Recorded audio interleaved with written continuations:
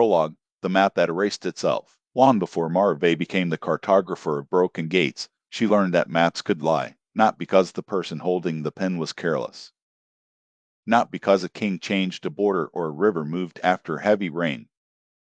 A map could lie while every line remained perfectly accurate. It only needed to leave someone out. Years later, Mar would stand beyond the edge of the known world with no fixed name, no road beneath her feet, and thousands of possible lives opening like gates across a wide horizon. One life offered peace beneath a single perfect ruler. Another returned her mother, her village, and every person the archive had erased. A third promised that no traveler would ever become lost again. Each future looked merciful. Each required someone else to disappear. Mara carried a cracked brass compass. Its needle did not point north. It pointed toward choices that had not yet become roads. Behind her, a red thread reached back through impossible seas, forgotten cities, disputed histories, and ordinary homes whose occupants refused to let absence become proof that nothing had happened. The people holding that thread could not remember her clearly. Some knew only that a stranger had counted their empty chairs. Some remembered a question asked before a gate opened. Others remembered the shape of a promise no official record could preserve. They did not pull her home. They kept home possible. Ahead waited the broken gate, older than every kingdom and large enough for an army to cross. A man who had lived for 100 years claimed the gate, proved his argument. Roads brought invasion, disease, grief, and uncertainty. If every path could be controlled, he said, the world could finally be safe. Mar could not prove him wrong. Roads did carry danger. Maps could guide conquerors as easily as refugees. Open gates could release what walls had contained. Freedom did not guarantee kindness. She stepped forward anyway. To understand why, the story must return to a narrow guild tower beside the Varen River.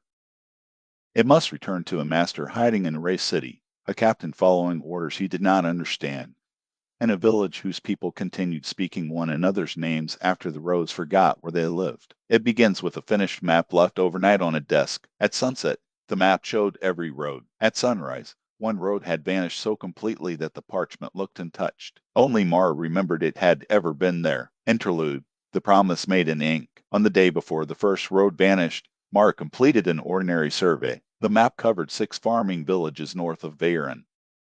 She measured bridges, marked wells, corrected a forest boundary, and noted where spring mud made the western route unreliable. Nothing about the work suggested that geography could remember, choose, or erase. Orin reviewed the page at sunset. He found one problem. Mar had drawn a private footpath across an elderly farmer's field because travelers had used it for years. The line was geographically accurate. It was also a decision. Once royal copies reached tax offices and road crews, the footpath might become a public right-of-way. The farmer would lose the ability to close it during planting season. Mar argued that maps recorded the world as it existed. Orin asked who had given the travelers permission. She did not know. He repeated the guild's oldest maxim: a map was a promise made in ink. Mar had always liked the sentence. It made their profession sound honorable. That evening she heard the warning beneath it. A promise could be made on someone else's behalf. She walked back to the farm before darkness. The owner was named Vedersan. She had allowed neighbors to cross the field during a bridge repair 20 years earlier. The bridge reopened, but the shortcut remained. Most travelers were respectful. A few damaged crops. Royal surveyors had never asked Vedder whether the path was temporary because previous maps showed no line to question. Mar offered to remove it. Vedder surprised her by refusing. The path brought neighbors past her door. Since her husband died, those brief conversations were often the only voices she heard all day. She wanted the road to remain, but not as unrestricted public access. Together they drew a seasonal mark. The path would open after harvest and close during planting.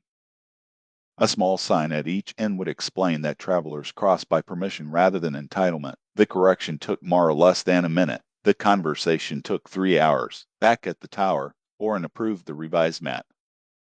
He did not praise Mara for fixing it. He asked what she had learned. Accuracy described where the path went. Witness explained whom it touched. Consent determined whether the line belonged on the map. Mara wrote the 3 answers inside the cover of her notebook. Years later, she would find that page after cities vanished and kings turned boundaries into commands. The lesson would seem impossibly small beside the living atlas. It was not small. Every disaster ahead began when someone treated accuracy as sufficient and the people beneath the lines as details to be corrected later. Mara left the finished survey on her desk and went home believing the most difficult choice of her week was settled. By sunrise, a different map had removed the entire road to Oris. Chapter 1. The Road That Vanished. Every map Mara drew lost one road by sunrise. At first, she blamed the ink. The Mapmakers of Varen worked in a narrow tower where damp from the river crept into everything, even sealed bottles. Mara changed her ink, oiled her pens, replaced the desk, and finally slept beside a finished map to make certain no apprentice touched it. The road was present when she closed her eyes. At dawn it was gone. This was not a smudge or a faded line. The parchment looked as if the road had never existed. Villages still appeared on either side of the blank space, yet there was no route connecting them. When Mara tried to redraw it, her compass spun until the needle pointed west, toward the crownless canyon and the ruin called the Broken Gate. Her master, Orental, ordered her to forget the matter. Oren had taught Mara since she was 12, after her mother disappeared during a royal survey. He was patient about errors and merciless about superstition. A map, he always said, was a promise made in ink. But when Mara showed him the empty road, his hands trembled before he hid them in his sleeves. He told her the road had never been there. Mara knew he was lying because Oren himself had drawn the original survey. His initials remained beside a bridge that now connected to nothing. That afternoon a courier arrived from the eastern village of Oris. He carried no letter. He had only asked why the mapmakers had placed a village name in the middle of an empty field. Mara remembered Oris clearly, a mill town with red roofs, 300 residents, and a shrine beside the northern well. The courier insisted no such town had ever existed. When Mara questioned the other apprentices, every one of them agreed with him. Only Oren looked afraid. Mara packed before sunset. She took her brass compass harness, her mother's leather map case, 3 days of food, and the altar mat. Oren caught her at the tower door. He did not try to stop her. Instead, he gave her a thin iron stylus marked with a symbol she had seen only once before, on the final page of her mother's journal, a circle broken by a road. Oren admitted that this was not the first time the world had lost a place. 40 years earlier, an entire coastal district vanished from maps, records, and memory. The Royal Guild declared it a surveying error. A week later, the people who had remembered the district could no longer speak its name. Oren had been one of them. He remembered only the absence, like a door in a wall after the room behind it was destroyed. Mara asked whether her mother had investigated the same phenomenon. Oren answered by looking at the map case on her shoulder. That was enough. The road to Oris still existed beneath Mara's boots, even though no chart showed it. Beyond the farms it became overgrown, as if years had passed since the last traveler used it. Fence posts leaned beneath moss. Signboards had gone blank. At dusk she found a stone marker bearing a distance but no destination. A mounted patrol intercepted her near the abandoned bridge. Its commander introduced himself as Captain Ilian Rook of the Western Watch. He was broad-shouldered, careful, and plainly irritated that a civilian had crossed into a restricted valley. His soldiers had been sent to investigate missing tax stations. Like everyone else, they believed the valley had always been empty. Mara showed him the map. Ilian saw only blank parchment where Oris should have been. Then she placed Oren's iron stylus over the page. Beneath its shadow, the lost road appeared in silver. Ilian stopped calling her a trespasser. They followed the hidden line together. Near midnight the valley opened around them, and Mara found Oris exactly where she remembered it. The red roofs remained. The mill wheel still turned. Lamps burned behind windows. Yet the village was silent. Inside the first house, supper sat untouched on a table. Steam no longer rose from the bowls, but the food had not spoiled. A child's wooden horse lay beside the hearth. Beds were made. Doors were unlocked. Every human being was gone. Lillian's soldiers searched until sunrise. They found footprints ending in the middle of rooms and tools abandoned during ordinary work. In the shrine by the well, Mara discovered hundreds of names carved into the walls. As she watched, the letters softened and disappeared from the stone. One soldier asked why they were standing among empty buildings. Another insisted the houses were old ruins. Memory was changing around them. Lillian ordered the patrol back to the bridge before his men forgot the road entirely. He chose to remain with Mara, fastening one of the iron shrine nails around his wrist in the hope that it would anchor what he had witnessed. He did not fully believe it would work.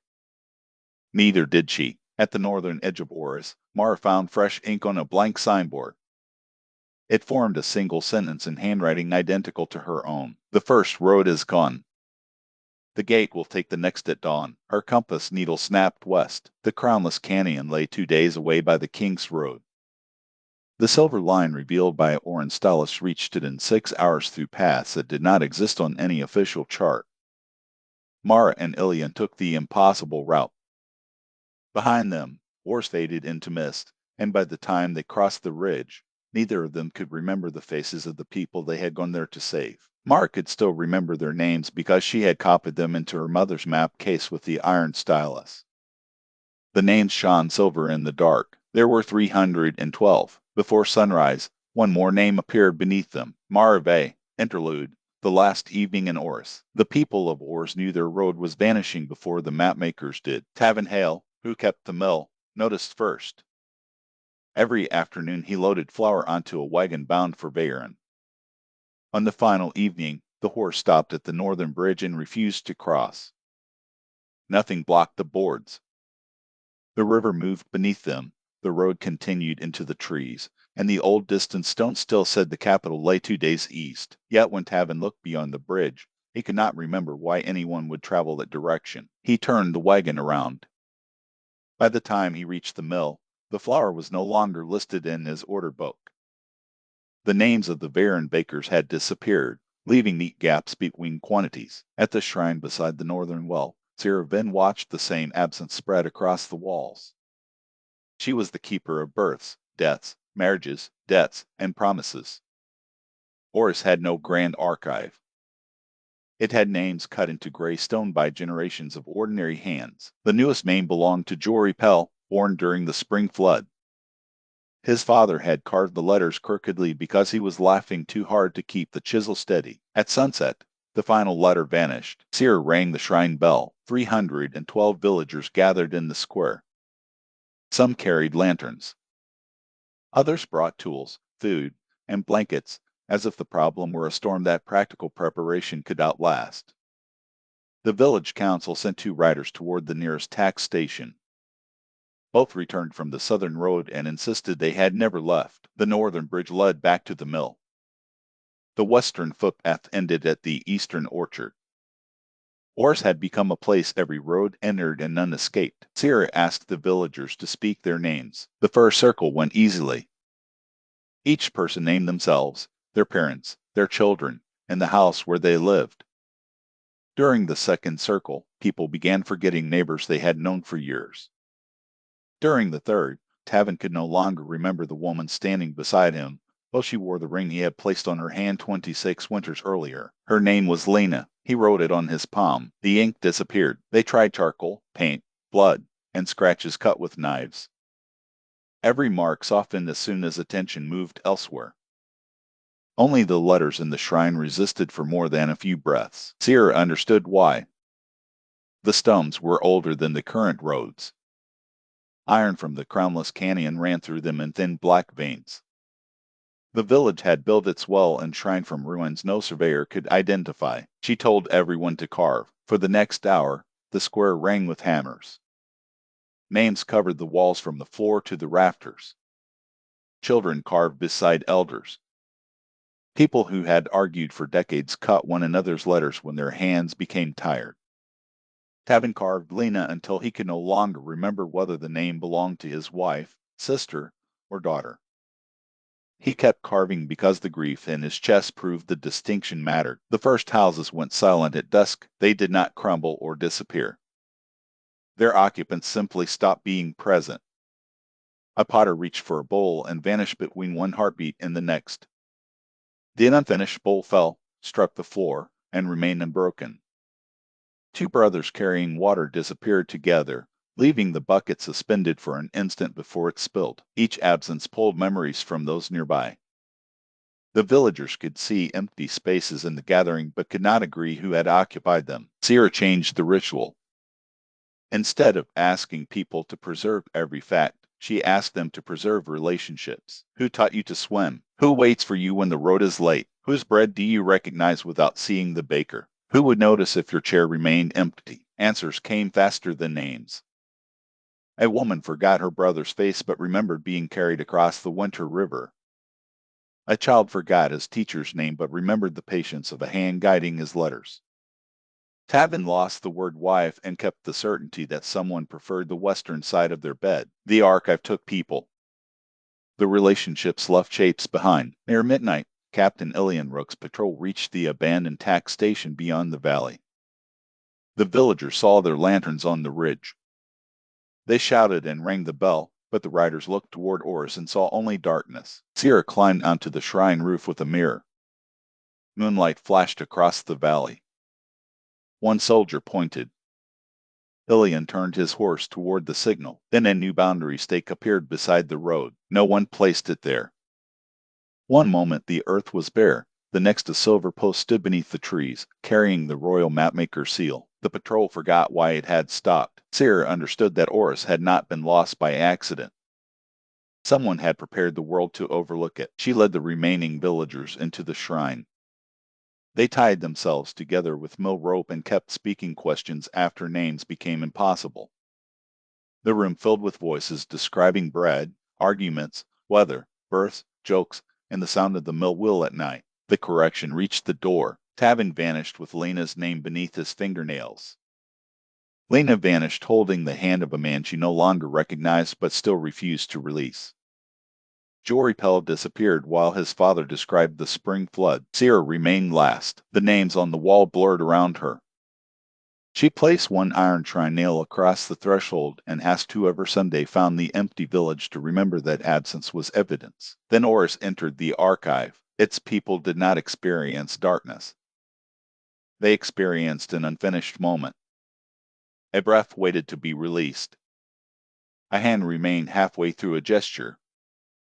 Every road away from the village ended before arrival, but the relationship spoken inside the shrine continued pressing against the correction. Hours later, Marve crossed the threshold and copied 312 names with an iron stylus. Inside the suspended instant, the people of Oris felt a road move. They did not know her name. They knew someone had noticed the empty chairs. Chapter 2.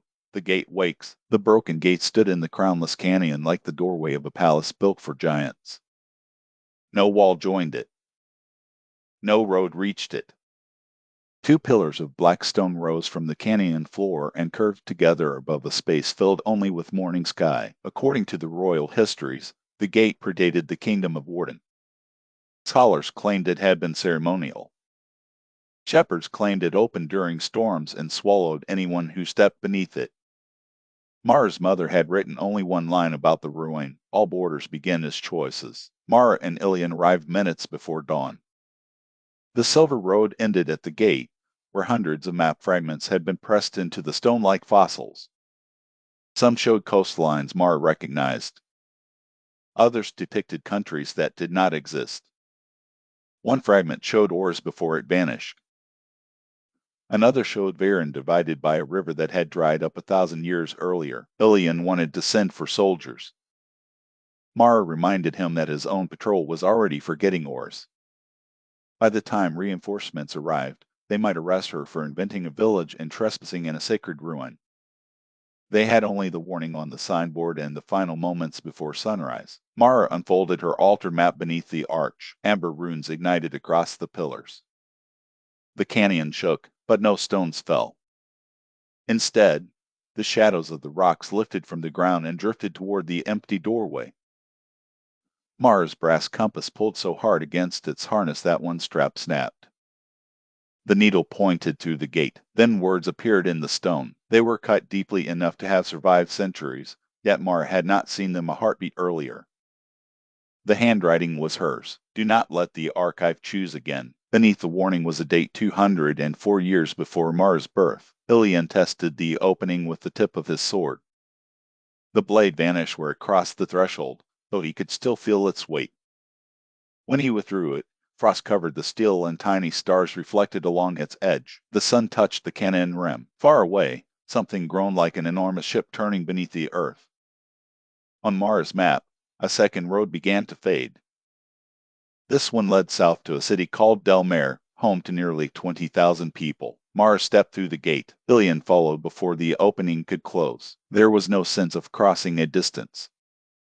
One moment they stood in a desert canyon, the next they were falling through a night sky crowded with paper. Maps spiraled around them in glowing currents. Stone towers hung upside down above an endless field of stars. Shelves stretched from floating islands, connected by bridges made from stitched parchment. Mara landed on one of those bridges without impact, as if gravity had remembered her at the last instant. Ilian struck beside her, rolled, and came up with his sword drawn. They were not alone. Glass-winged creatures clung to the shelves.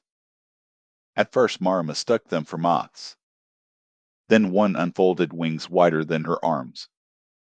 Its body was made of brass needles, and a golden light burned where its head should have been. Hundreds more stirred throughout the archive. Mara's compass made them turn toward her. The nearest sentinel swept down. Ilian's sword passed through its glass wing and scattered sparks, but the creature did not bleed. Its brass limbs seized the map in Mara's hands. The instant it touched the parchment, a memory vanished from her mind. She knew she had once loved the smell of something her mother cooked during winter. She could remember the kitchen and the chipped blue bowl. The food itself had become an empty space. The sentinel was not attacking her body. It was erasing the roads inside her memory. Mara drove Orin's iron stylus through its golden light. The creature shattered into a storm of letters. Each fragment contained a name. Some were ancient. Some belonged to the people of Oris. Ilian caught one against the iron nail on his wrist. For an instant he remembered the miller from Oris lifting sacks onto a cart.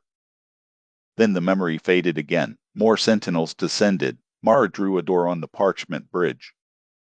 It was an act of desperation, a childish use of a mapmaker's symbol. Yet the ink line became a real seam. She pulled it open, and she and Ilian dropped through just as glass wings filled the air above them. They landed inside the circular chamber lined with atlases. In its center floated a map of the known world, larger than a house. Threads of light ran across it as roads, rivers, and borders. Several threads had gone dark. Oris was already absent. Delmare flickered. Beside the world map stood a woman in a weathered teal coat. Her hair was white. A brass compass harness crossed her back. She held an iron stylus in one hand. Mara recognized her own face aged by 50 years. The older woman looked at Ilian, then at Mara. Her expression held no surprise, only exhaustion. She said Mara had arrived too early. Before Mara could ask how any of this was possible, the chamber doors began to break beneath the sentinels. The older Mara touched the floating world map and revealed a hidden city beneath layers of blank parchment. Its name was Asterfell. This, she explained, was the first city the archive had erased. It was also the place where Mara Vey had been born. Interlude, the master who remembered. Orental knew Mara had entered the broken gate because her desk disappeared from the guild tower. It did not vanish dramatically. The workroom simply rearranged itself. A cabinet occupied the corner where Mara had spent 40 years drawing coastlines, arguing about scale, and leaving tea beside finished maps until it went cold. The apprentices complained that someone had stored river surveys in the wrong place. None remembered why the floor beneath the cabinet was stained with black ink. Orin remembered. He closed the tower doors and asked each apprentice to list the people who worked there. 7 names became 6. When he mentioned Mara, they heard the sound but could attach no person to it. One young mapmaker grew angry and accused Orrin of testing them with a childish riddle. The correction was no longer approaching. It was inside the guild. Orrin went to the locked room beneath the stairs. The Crown believed it contained obsolete measuring tools. Behind those tools stood a press made from Asterfell iron and 12 rolls of black parchment. Larvae had left the press with him on the night Asterfell vanished. Orrin had been 23 then, too young for the trust and too frightened to refuse it. Lara arrived carrying a sleeping child and a map case lined with secrets. She drew a road from a city already leaving the world and ordered Orrin to protect the girl without telling her enough to lead the archive back to them. He obeyed for 24 years. That obedience now felt dangerously similar to Vale's order. Orrin printed Mara's name on black parchment. The letters held. Beneath them he recorded Oris, the broken gate, and the warning hidden in the altered maps. He made 6 copies and placed one in each apprentice's hands. They could read the name. They still could not remember the woman. Evidence, Orrin realized, was not the same as relationship. A record could prove that someone existed without making the reader care what happened to them. He told the apprentices stories. Mara at 12, correcting the angle of a master's compass during her entrance examination. Mara at 16, crossing a flooded street because the official map had labeled an occupied house as abandoned. Mara refusing a royal commission that required moving a village boundary without speaking to the villagers. The stories created resistance. One apprentice remembered a laugh. Another remembered losing an argument. A third began crying without knowing why. Orrin sent them out of the tower carrying black pages beneath their coats. Then he opened Alara's oldest map. The parchment showed Asterfell as a blank fold between mountains. For 2 centuries, Orrin had avoided unfolding it. Lara warned that the act might give the archive a road back to the lost city. Now silver towers rose from the crease. Asterfell had returned. History changed around Orrin as he watched. He remembered trade caravans from Asterfell arriving every winter. He remembered studying its elegant boundary script at the Guild Academy. He remembered resenting its council for refusing Orden's taxes. These memories were complete, detailed, and false. Beneath them remained the true night when Alara placed 6-year-old Mara in his arms. Orrin anchored that memory with an iron nail driven through the map. The action revealed a second layer. Threads ran from Asterfell to Oris, from Oris to the Broken Gate, and from the gate toward Caer Orden.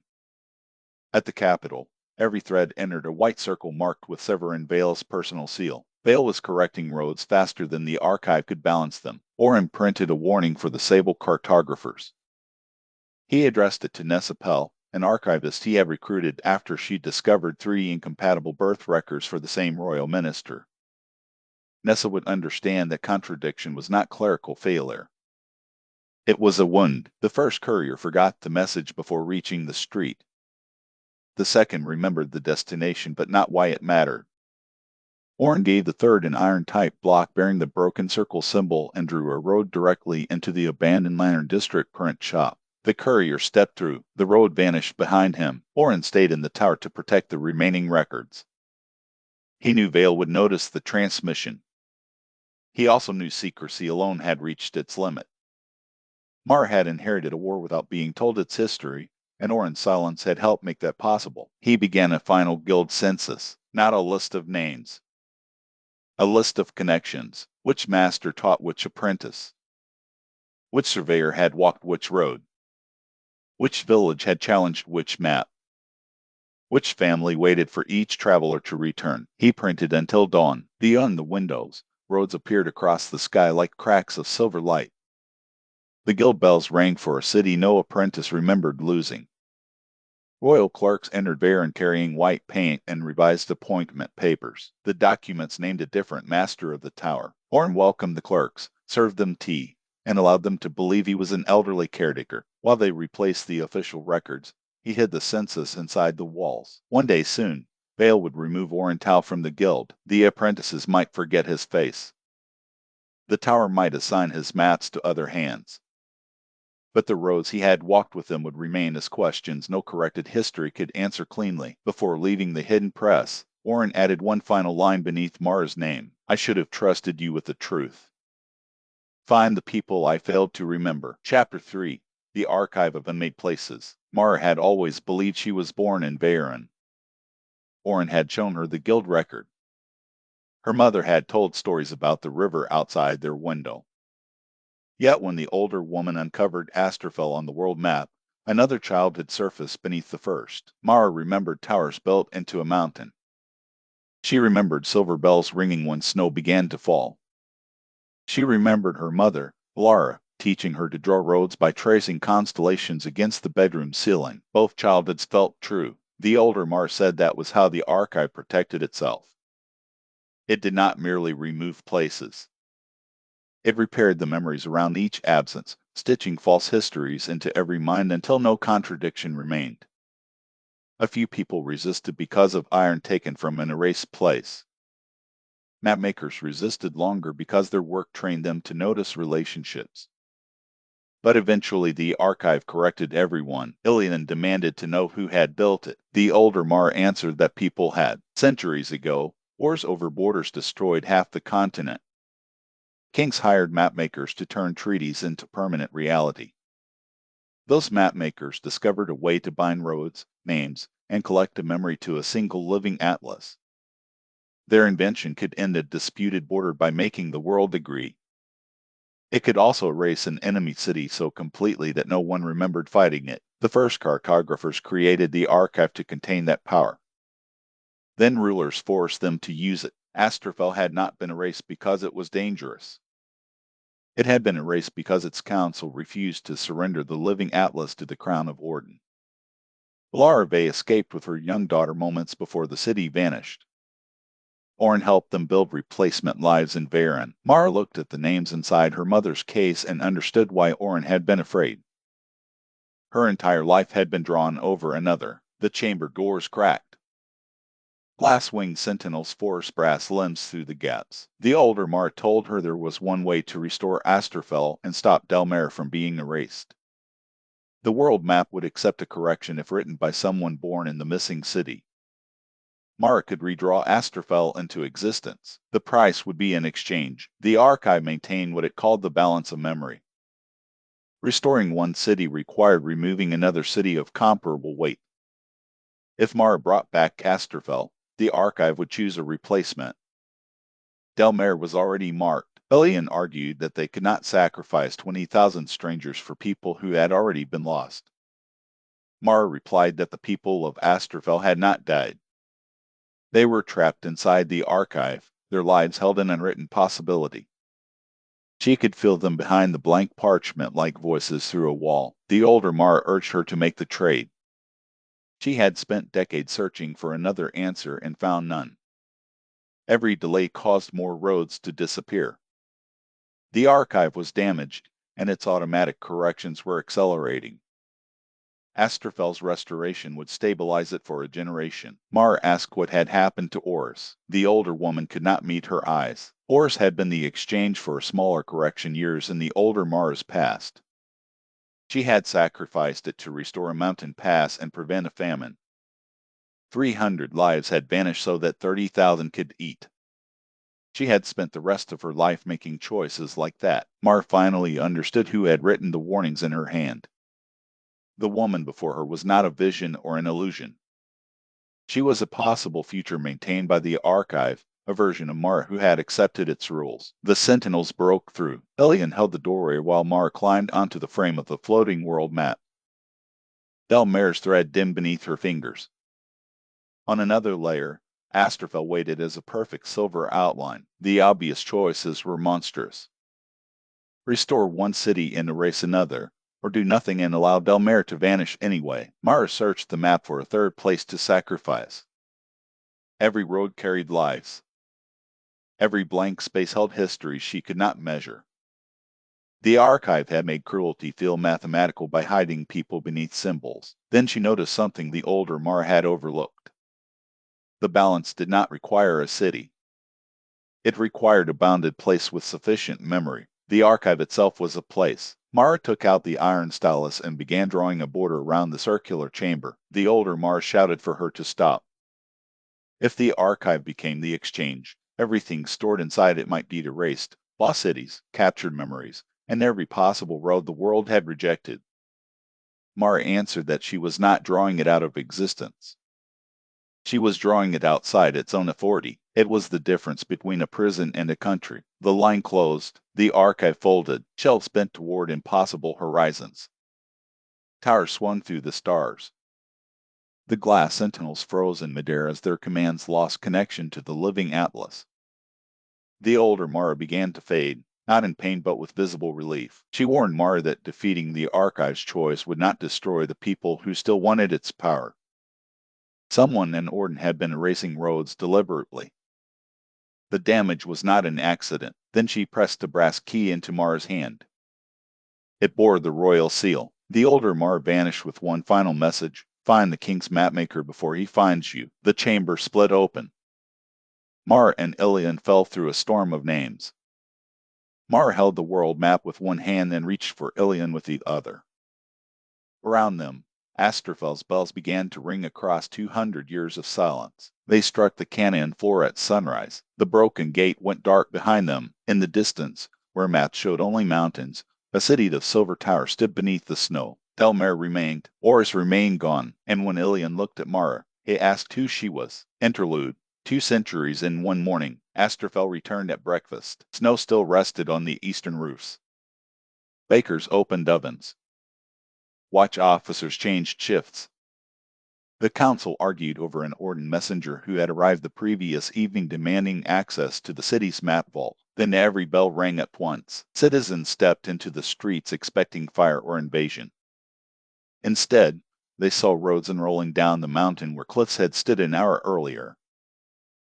Milestones rose from the snow carrying distances to towns no one in Asterfel had heard of. Beyond the western ridge, smoke from 2 centuries of settlement appeared against the sky. The city had not moved through time.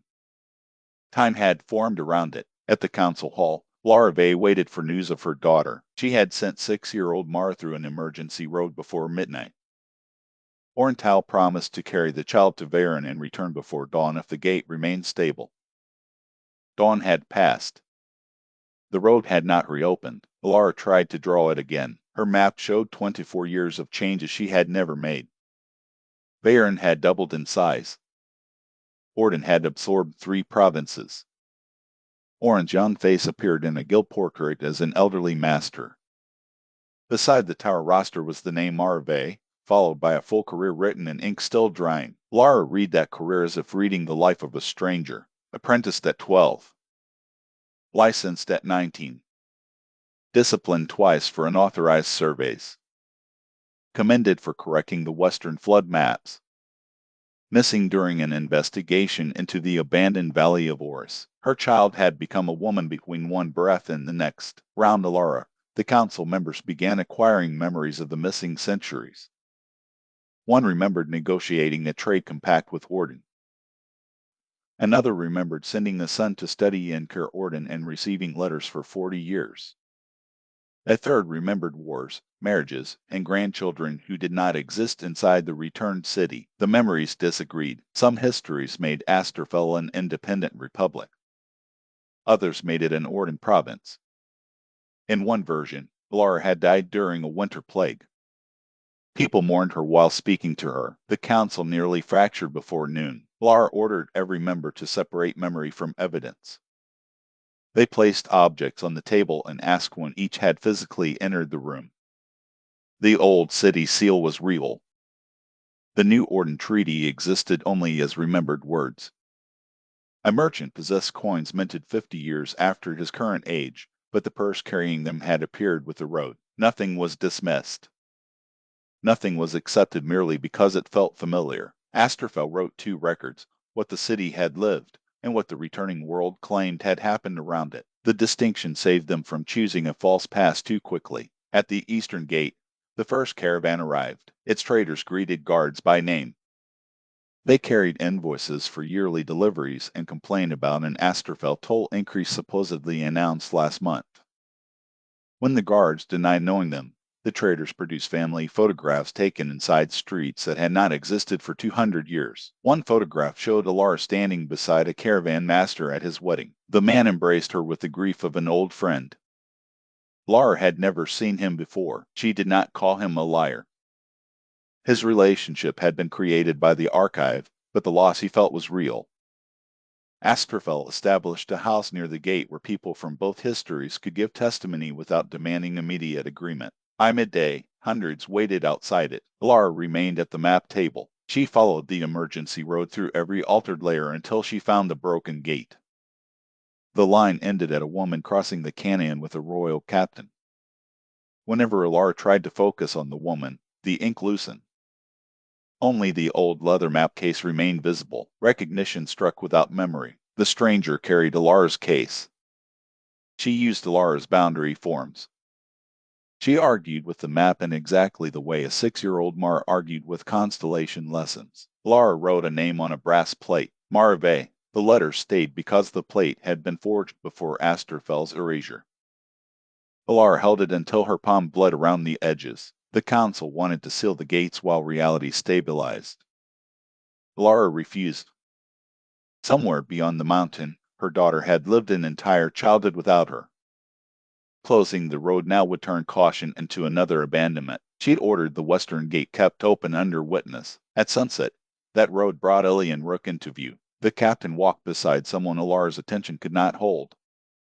The stranger wore a dark cloak, carried the old map case, and moved with the exhausted certainty of a traveler who had spent a lifetime reaching one room. Alara gripped the brass plate. The woman's face became her daughter's for a single heartbeat. Then the archive took the recognition away. Alara read the name again and waited at the council table to meet Marve for the first time. Chapter 4. The Price of a Name. Mar told Ilian her name 3 times. Each time, understanding entered his eyes and vanished a moment later. He remembered crossing the canyon with someone. He remembered fighting class sentinels inside a sky full of mats. He remembered promising not to leave that person behind. But the shape of Mar herself would not remain in his memory. The archive had accepted her border, and it had charged a price after all. It had not erased Mar's body.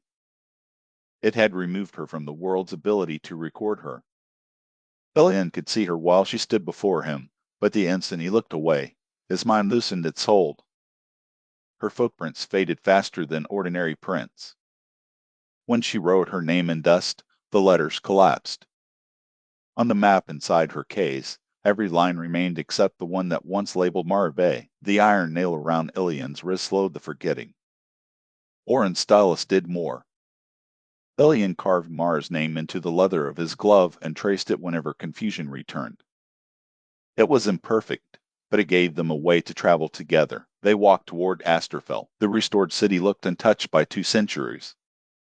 Smoke rose from chimneys. Merchants opened shutters. Children crossed bridges carrying baskets. To the citizens, no time had passed. They remembered Orden as a young kingdom beyond the mountains and believed the previous evening had been ordinary. The world outside remembered Astrophel differently. New histories were already settling into place. Ilian began recalling trade agreements that had never existed the day before. Roads appeared on Mars maps as ink flowed by itself. The archive had restored the city by rewriting 2 centuries around it. At the gate, soldiers stopped Ilian but ignored Mara. They did not consider her invisible.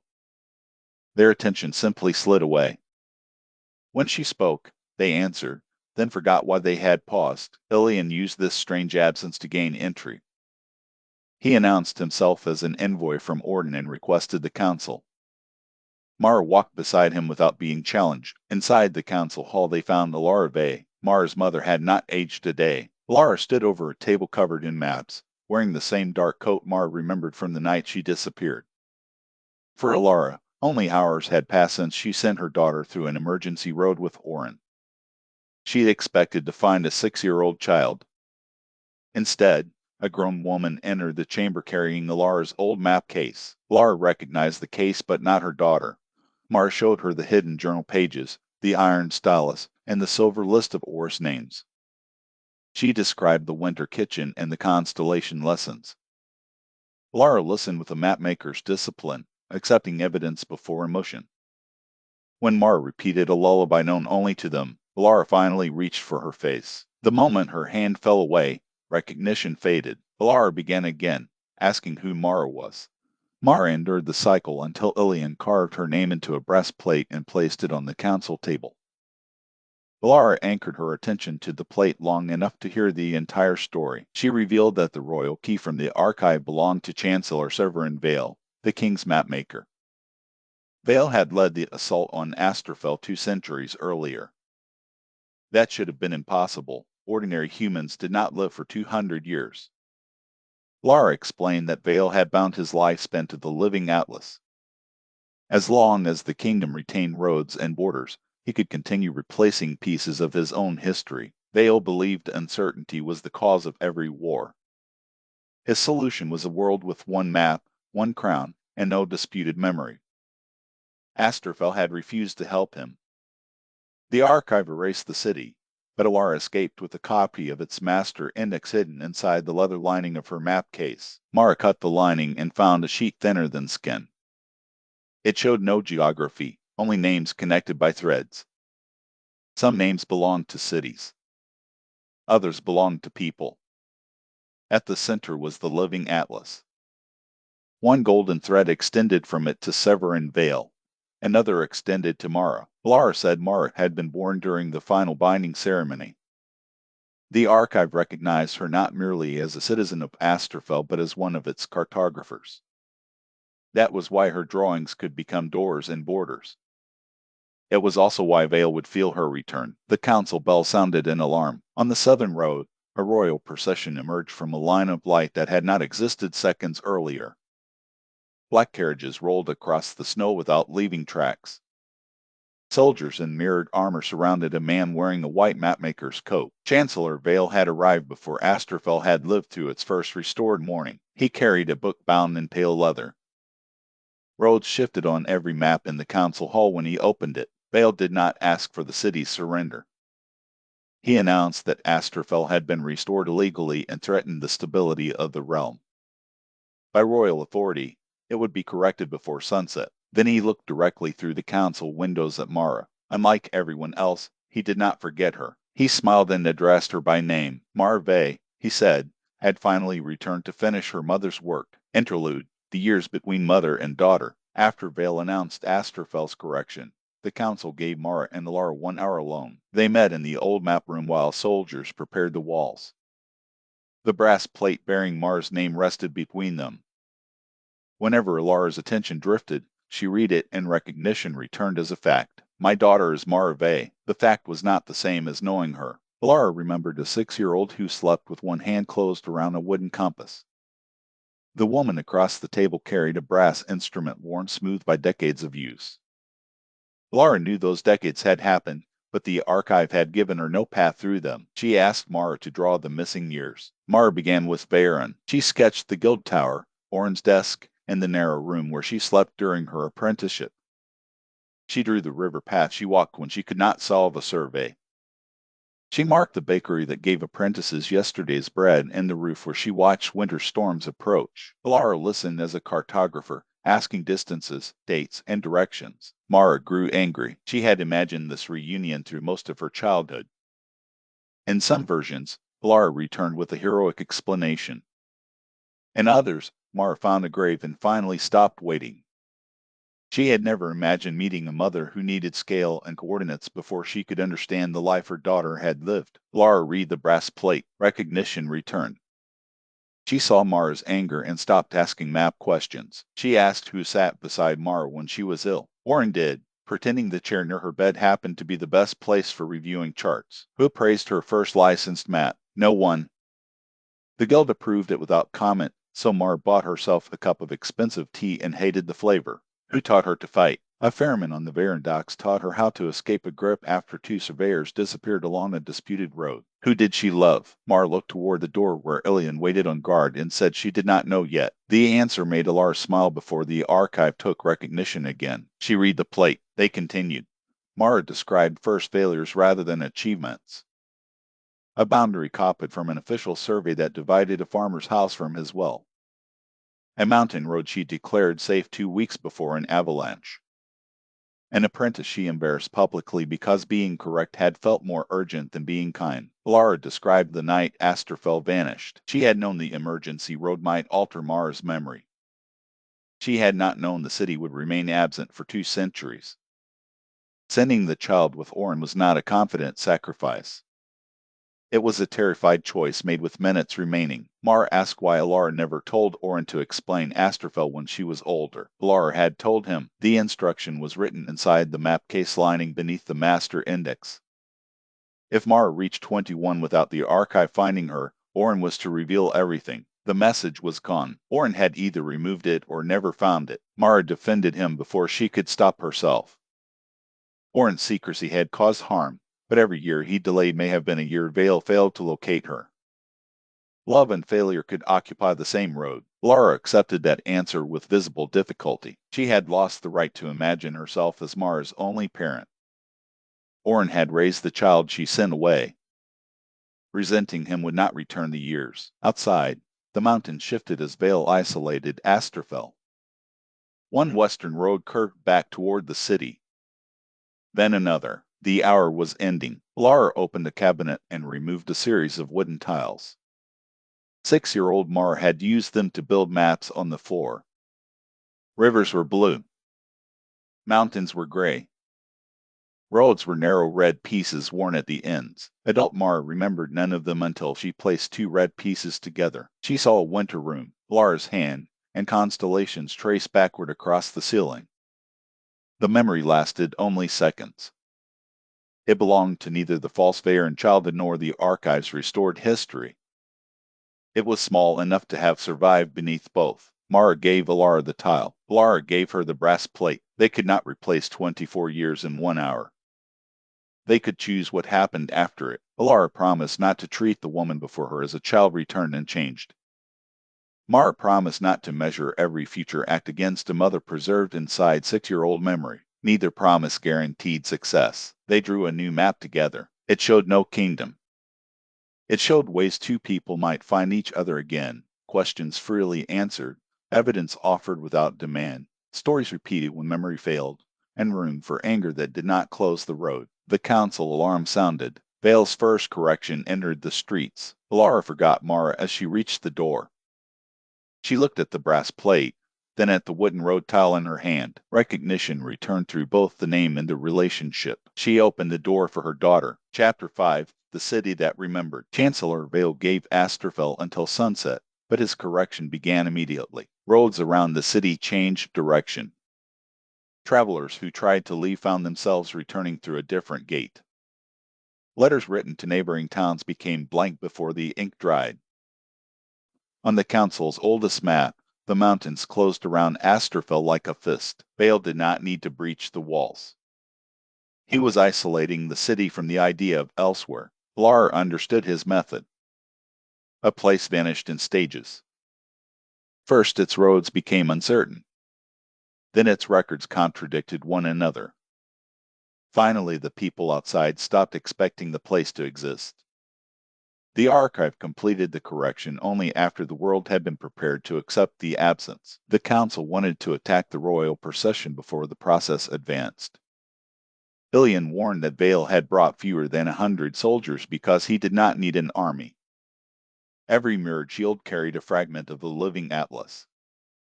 If Asterfell's defenders charged, the reflections could redirect them onto roads that ended inside prisons, deserts, or the bottoms of lakes. Mara proposed a different plan. The archive had removed her from ordinary records. Vale could remember her because of his bond to the atlas, but his soldiers could not.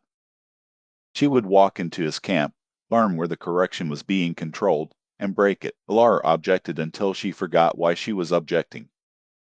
The brass plate restored her attention, and the pain of that repetition made the decision for them. Mara entered the royal camp wearing a stolen gray cloak. Guards noticed the cloak but not the woman inside it. One challenged her, forgot the question halfway through, and waved her onward. She passed carriages filled with blank parchment, iron boundary stakes, and glass jars containing memories harvested from erased places. Inside Vale's white pavilion stood a miniature model of Asterfell. Golden threads connected it to the pale book. Each time Vale moved a marker, a real street shifted outside the walls. Mara could have destroyed the model. Instead, she searched for Oris. The silver names in her map case had begun glowing as she approached the book. Beneath its clasp, she found 312 threads bound into a single knot. The people of Oris were not dead. Like Asterfell, they remained stored as unrealized lives. Vale spoke behind her. He said he had expected curiosity to defeat caution. Mara turned with the iron stylus raised. Vale stood alone, unarmed, his white coat marked by age. His face might have belonged to a man of 40, but his eyes carried the stillness of someone who had watched generations become footnotes. He offered her Oris. If Mara surrendered the master index and accepted a position as royal cartographer, he would restore the village without an exchange. He claimed the archive's balance was only a restriction imposed by frightened founders. The living atlas could create roads, cities, even memories without loss if controlled by a sufficiently disciplined hand. Mar asked why he had not already restored every erased place. Vale answered that mercy without order merely recreated chaos. Some places deserved return. Others existed only as sources of rebellion, famine, and war. A mapmaker's duty was not to preserve every road. It was to decide which destinations justified the journey. He showed Mara a possible future. The pavilion walls became windows overlooking Orden under one unbroken government. There were no border wars. Food traveled along perfect roads. Swarms were redirected away from cities. Children studied identical histories and never inherited ancient grievances. Then Mara noticed that none of the people in the vision had names. They moved efficiently through streets drawn for them, living lives with every uncertain turn removed. Vale called uncertainty suffering. Mara called it freedom. She drove the iron stylus into the model of Asterfell. The weapon passed through harmlessly. Vale had anticipated destruction. The model was only a representation. Its controlling border existed elsewhere. But Mara had not tried to break it. She had added a road. A silver line raced from the model into the city, linking Vale's pavilion directly to Asterfell's council square. Suddenly, the royal camp existed inside the boundary it was attempting to erase. The correction began consuming its own source. Mirrored shields went blank. Soldiers shouted as their tents folded into city alleys.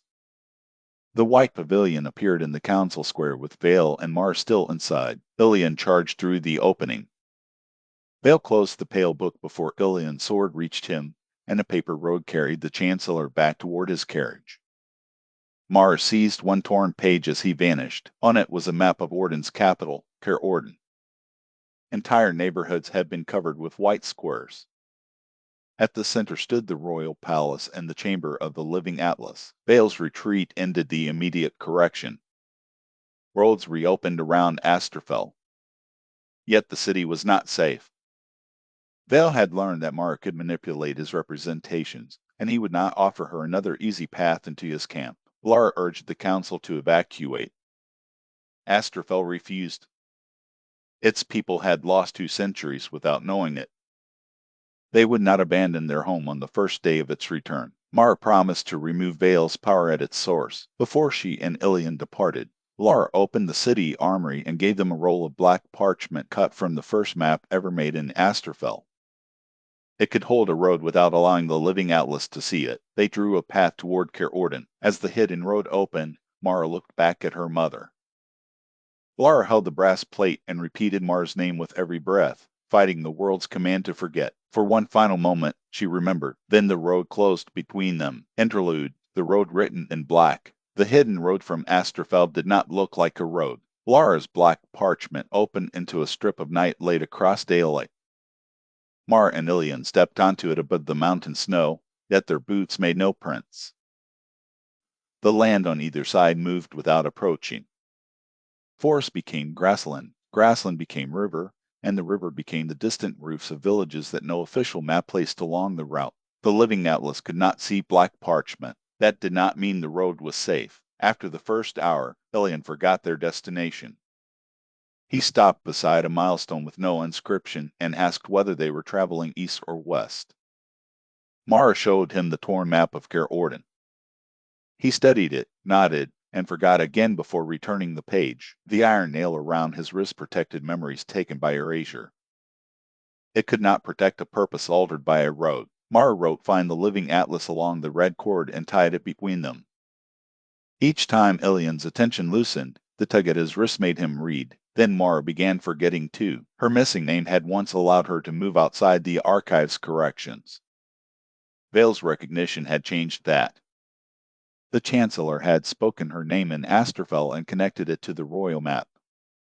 Now the atlas could not record Mara, but it could pull at the direction around her. Orden shifted from ahead to behind. The black road curved without bending. Asterfell's silver towers appeared on both horizons. The travelers sat back to back so each could watch the other's direction. Ilian asked Mara to tell him something no map contained. She described Orin pretending not to like sweet tea. She described Alara tracing backward constellations. She described the exact sound of empty houses in Oris, where ordinary runes waited for people the world had decided not to expect. Ilian described his first patrol. He had been 19 and terrified of making a decision that might kill someone. His captain told him orders existed so soldiers did not have to carry that fear. Ilian believed him for years. Now he understood that removing responsibility did not remove consequence. It only made obedience easier to survive. The road straightened while they spoke. Personal memories gave it a direction the atlas could not predict. A destination was not merely a place. It was the reason a traveler wanted to arrive. Near evening they reached a toll house standing alone on the black parchment. An elderly woman waited inside beside a barrier pole. She wore uniforms from 3 different kingdoms layered over one another. She asked for their travel papers. Ilian showed his captain's seal. The woman declared it expired 80 years earlier. Mara showed the master index. The tollkeeper said Asterfell had never existed. When they tried to pass without permission, the barrier became a wall reaching into both horizons. The woman did not know she had been erased. Her toll house once stood at the meeting of 3 provincial roads. Vale corrected the border, removed the crossing, and left its keeper trapped inside the act of checking travelers. Every route she denied became another year without an arrival. Mara asked the woman's name. The tollkeeper searched 7 ledgers and found 7 answers. In one history she was Dina Mar. In another she was Ollie's Vorn.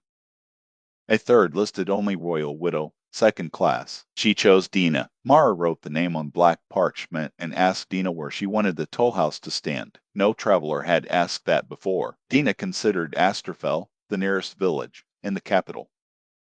She chose none.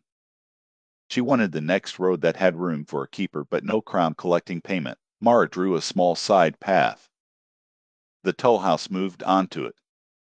Dina lifted the barrier and gave Ilian one of her overlapping uniforms to carry as evidence that the erased crossing had existed. The hidden road continued. By midnight, Orden filled the horizon.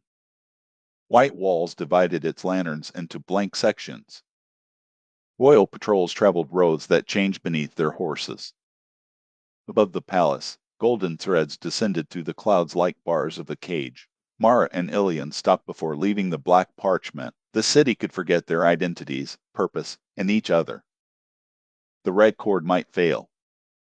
The iron nail might become another meaningless object. They needed a method that did not depend on uninterrupted memory. Together they wrote 3 questions along the cord. What is missing? Who benefits from the blank space? Who is waiting for the road to return? If every answer vanished, the questions would still point toward the work. Mara folded the black road and placed it inside Alara's map case. They entered Orden as strangers prepared to find their purpose again. Chapter 6, The Kingdom of Blank Walls. Orden had once been famous for its painted walls. Every district recorded its history in public murals, coronations, floods, harvests, victories, scandals, and the faces of ordinary citizens who rebuilt after disasters. When Mara and Ilian emerged from the hidden road, Halfos walls were white. People walked past the blank spaces without curiosity. A fruit seller insisted the Western District had never contained houses, though chimneys rose behind a freshly painted barrier. Children played a game in which they named streets that adults could no longer see. Royal clerks followed them with buckets of whitewash. The capital was being edited while it remained occupied. Ilian's rank should have given him access to the palace, but official ledgers now listed him as dead. According to the revised history, Captain Ilian Rook had fallen during a border skirmish 5 years earlier. His soldiers remembered attending the funeral. His sister had placed flowers on an empty grave. Vale was removing anyone connected to Mara. The iron nail preserved Ilian's identity inside his own mind, but the city treated him like a contradiction. Guards stared at his uniform and could not decide whether to salute or arrest him. He'd exchanged it for a dockworker's coat. Mara moved even more freely. She could walk through checkpoints because no list could hold her name. Yet her absence had become dangerous. If she and Ilium were separated, he might forget why he was in the capital. They tied their wrists together with a red cord and wrote their purpose along its length: find the living atlas. Stop Vale. Restore the stolen names. Their only lead was a mark on the torn palace map. It showed a broken circle beneath an abandoned print shop in the Lantern district. The shop appeared empty. Dust covered the presses, and every sheet of paper was blank. Mara placed Orin's stylus against the largest press. Silver letters emerged on its iron frame. Say a road no king can own. Mara answered, the road chosen by the traveler. The floor opened. Beneath the shop, dozens of people worked among maps pinned to ropes. Some wore gilt coats with the insignia removed. Others were curs, teachers, masons, and children. Each carried a piece of iron labeled with a name or place that the capital had forgotten. They called themselves the Sable Cartographers. Their leader was a young archivist named Nessa Pell. She had ink-black braids, quick hands, and an unsettling habit of finishing other people's observations. Nessa explained that the Sable grew copied endangered records onto black parchment, which the living atlas could not read. When a district vanished, they preserved enough evidence to remember the shape of the loss. They had been waiting for Mara. Larvae founded the first Sable cell before Asterfeld disappeared. Orin rebuilt it in secret years later. His final message arrived 3 days ago, carried by a road that vanished behind the courier. Mara asked where Orin was now. Nessa showed her an iron nameplate. Orin Tal, master mapmaker of Veyron. No one in Veyron remembered him. The Guild Tower records credited his maps to other hands. His rooms belonged to an apprentice who had never met him. Orin himself had disappeared while drawing a protective border around the city's archives. Mara added his name beside the people of Oris. Nessa believed Orin had been taken into the living atlas rather than erased outright. Vale needed skilled mapmakers to maintain the constant revisions around Orden. For 2 centuries, masters who questioned the crown had disappeared. Their techniques later appeared in royal maps. The atlas was using human minds as instruments. To enter the palace chamber, Mara needed 3 keys. Vale carried the royal key she had seen in the archive. The Sable cartographers possessed the witness key, hidden in Alar's master index. The final key belonged to the king. King Aldrin had not appeared in public for 7 years. Official proclamation still carried his seal, but Nessa believed Vale had rewritten the royal family so many times that no one knew which king was real. The torn map offered a route into the palace through a district labeled only as White Quarter. No citizen recognized the name. The blank walls enclosed it completely. Mara, Illidan, and Nessa entered through a drainage tunnel after midnight. On the other side, they found streets crowded with people who had been erased from the capital but not yet removed from the world. Bakers sold bread without names. Musicians played songs no listener outside the quarter could remember. Every door bore an iron plate so residents could recognize their own homes each morning. At the district center stood the king's former observatory. Inside, an old man tended a ceiling filled with painted stars. He introduced himself as Aldrin Orden. The king had been living among the forgotten for 7 years. Vale had removed him from public memory after Aldrin refused to authorize the erasure of a rebellious province. A replacement king appeared in paintings and documents, but Vale never placed that invention on the throne. It was easier to rule through proclamations issued by a king everyone assumed was elsewhere. Aldrin still possessed the final key. It was not an object. The royal key was a sentence spoken by a reigning monarch. The map serves the world. The world does not serve the map. Before he could give them the words, bells rang beyond the blank walls. Royal soldiers had discovered the Sable print shop. Fire colored the sky above the lantern district. Nessa looked through the observatory window and saw her people being driven into mirrored cages. She had to choose between the keys to the living atlas and the lives of everyone who had preserved the truth. Mara cut the red cord binding her to Ilion. She told Nessa to save the Sable cartographers. She would reach the palace another way. When Ilion asked what way, Mara looked at the white wall surrounding the district. If Vale had erased every road out, she would draw one to the place where the city believed nothing existed. Interlude, the Sable Census. Nessapel left the White Quarter while Mara, Ilion, and King Aldrin remained in the observatory. Every part of her wanted to stay with the keys. The Sable cartographers had spent decades preparing to reach the living atlas. If Mara opened a road through discarded history, Nessa might never receive another chance to guide her. Then the Lantern District print shop burned. The Sable cell was not an army. It included 2 teachers, a baker, 5 former clerks, 3 children who remembered streets their parents denied, and an old mason named Pell who was no relation to Nessa but claimed the name improved his luck. Mirrored cages surrounded the alley. Royal soldiers dragged people from the hidden cellar while blank pages poured from the windows like white ash. Nessa reached the roof through a drainage road and counted 31 prisoners. The official census would record none of them. She opened a roll of black parchment and began another kind of census. Not height, age, employment, or district. She wrote what each person alone could witness. Telma Reyes remembered the western park removed for a minister's estate. Little N remembered a sister whose bed still occupied half their room. The baker, Hadron Cole, knew the taste of grain from a province absent on every royal map.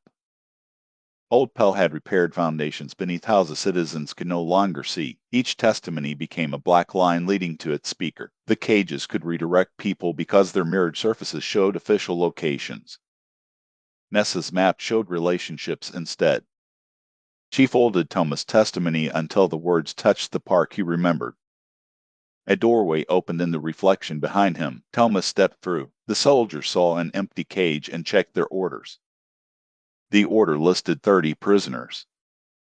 They counted 30 and found no discrepancy. Nessa freed the cell one witness at a time. Every escape required a specific connection.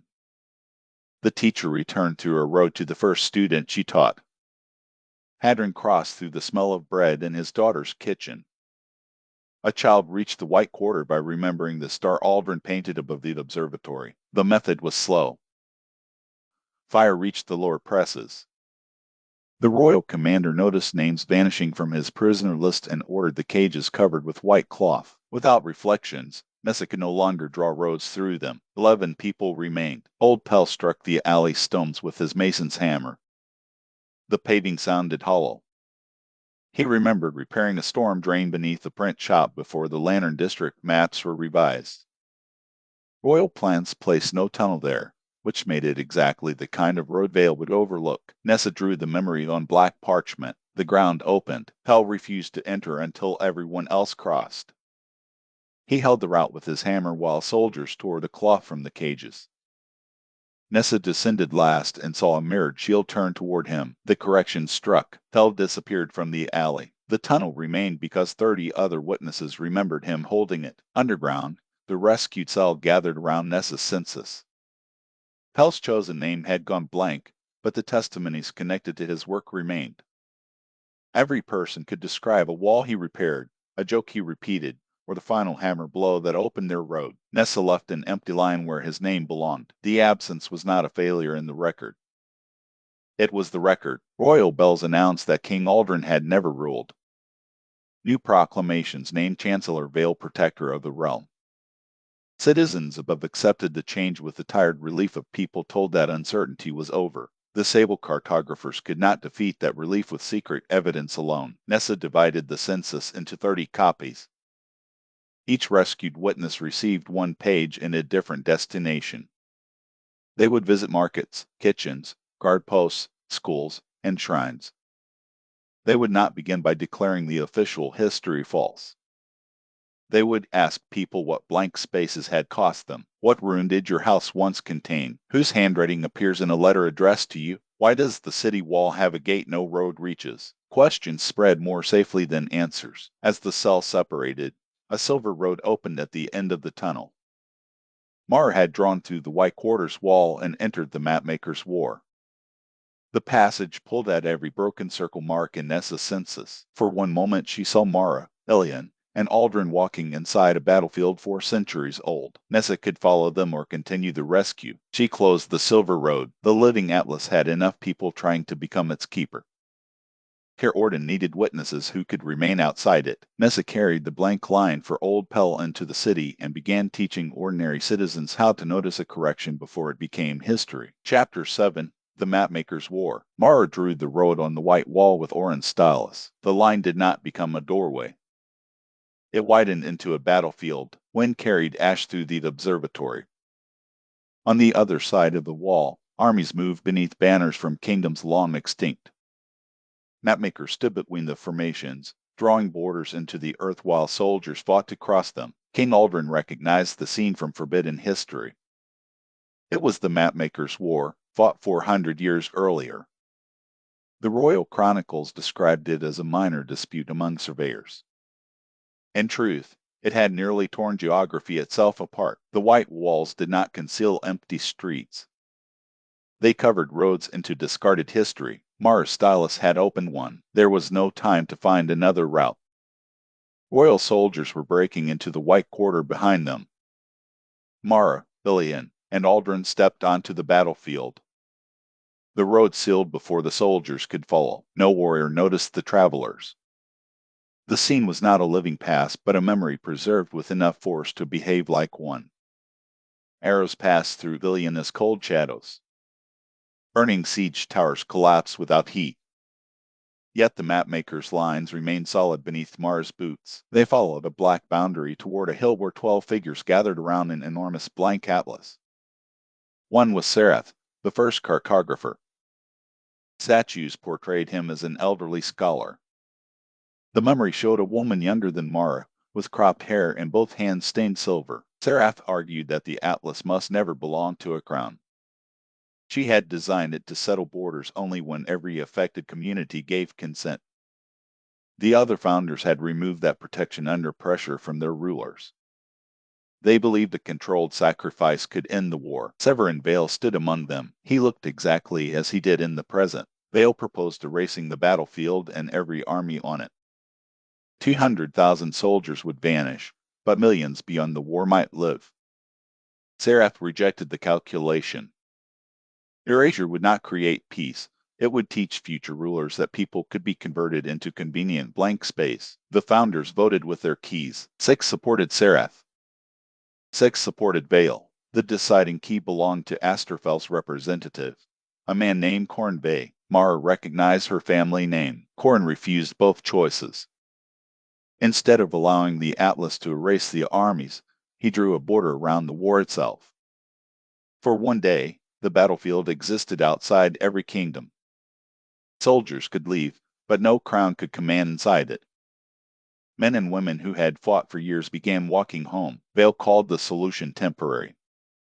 Corn called every peace temporary and therefore worth choosing again. That disagreement became the true beginning of the archive. Seraph and Corn hid the living atlas within a constructed realm of maps.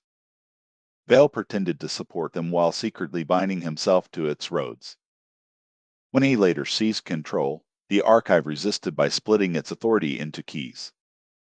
Vale could manipulate maps through the Pale Book, but he could not rewrite the Atlas's founding purpose without a cartographer of Asterfel. That was why he needed Mara. She was not simply capable of correcting the Atlas. As Corn Bay's last recorded descendant, she could unlock its deepest law. Vale's offer at Asterfel had been designed to bring her willingly to the palace. The battlefield shifted. The memory advanced to its final night. Vale confronted Seraph inside a tent covered in map fragments. He had already erased his birthplace, freeing himself from ordinary ancestry. Without a fixed origin, he could attach his life to whatever kingdom controlled the most roads. Seraph tried to remove his name from the atlas. Vale trapped her mind inside it instead. The first cartographer had become the intelligence behind the archive. The sentinels, the balance of memory, and the warnings were all broken pieces of Serath attempting to restrain Vale through rules he had corrupted. Mara realized the future version of herself had not acted alone. Serath had maintained that possible future as a message. She had guided Mara toward the choice Corrin once made: order the system instead of sacrificing the people inside it. The memory began collapsing. The armies faded, and the black boundary beneath Mara dissolved. Aldrin spoke the royal key sentence before the last sound vanished. The map serves the world. The world does not serve the map. The words turned into a small crown-shaped flame that settled inside Mara's compass. One key remained: Vale's. Ilian suggested stealing it. Mara knew Vale expected exactly that. His real plan was clearer now. He would let them enter the living atlas with the other keys, then force Mara to unlock the law he could not reach. They needed a route he could not predict. Corrin's black boundary stretched toward the edge of the fading memory. Mara traced it with her stylus and felt connections branching through discarded histories. Every erased place left a scar. Together those scars formed a hidden network beneath the official world. The roads of the forgotten led everywhere. Mara selected one that passed beneath the royal palace. Before they could enter it, a glass-winged sentinel descended onto the battlefield. This creature was larger than the others, its wings filled with moving constellations. It carried no brass claws. Instead, it bowed to Mara. Serath's voice came from its golden light. The first cartographer had one warning left. Vale had begun a correction larger than any city. By sunrise, he intended to erase every road that crossed a royal border. Provinces would become isolated islands. Trade would stop. Families would be separated. Armies loyal to the capital alone would retain hidden routes. Orton would wake as a perfect kingdom because no one would remember how to leave it. The sentinel opened its wings into a passage. Beyond it waited the heart of the archive and a swarm of glass moths carrying stolen memories. To reach the palace, Mara first had to cross the mind of the woman who invented the map that was destroying the world. Chapter 8. The Glass Moths. The passage carried Mara, Ilian, and Aldrin into a forest made from suspended memories. Glass moths hung from silver branches by the thousands. Each pair of wings contained a moving scene. Mara saw birthdays, funerals, arguments, first steps, last words, and quiet afternoons no historian would ever record. These were the memories removed when places were corrected. The archive had preserved them even after deleting their owners from the world. Serath's great sentinel moved ahead like a lantern. It explained that Vale considered memory an obstacle. People resisted new borders because they remembered old homes, obligations, and injustices. His earliest corrections removed only locations. Later he learned to harvest specific memories while leaving the people alive. The blank walls of Caer Orden were the result. Entire districts remained occupied by citizens who no longer remembered what had been taken from them. King Aldrin stopped beneath a moth whose wings showed a young prince hiding beneath a banquet table. He recognized himself.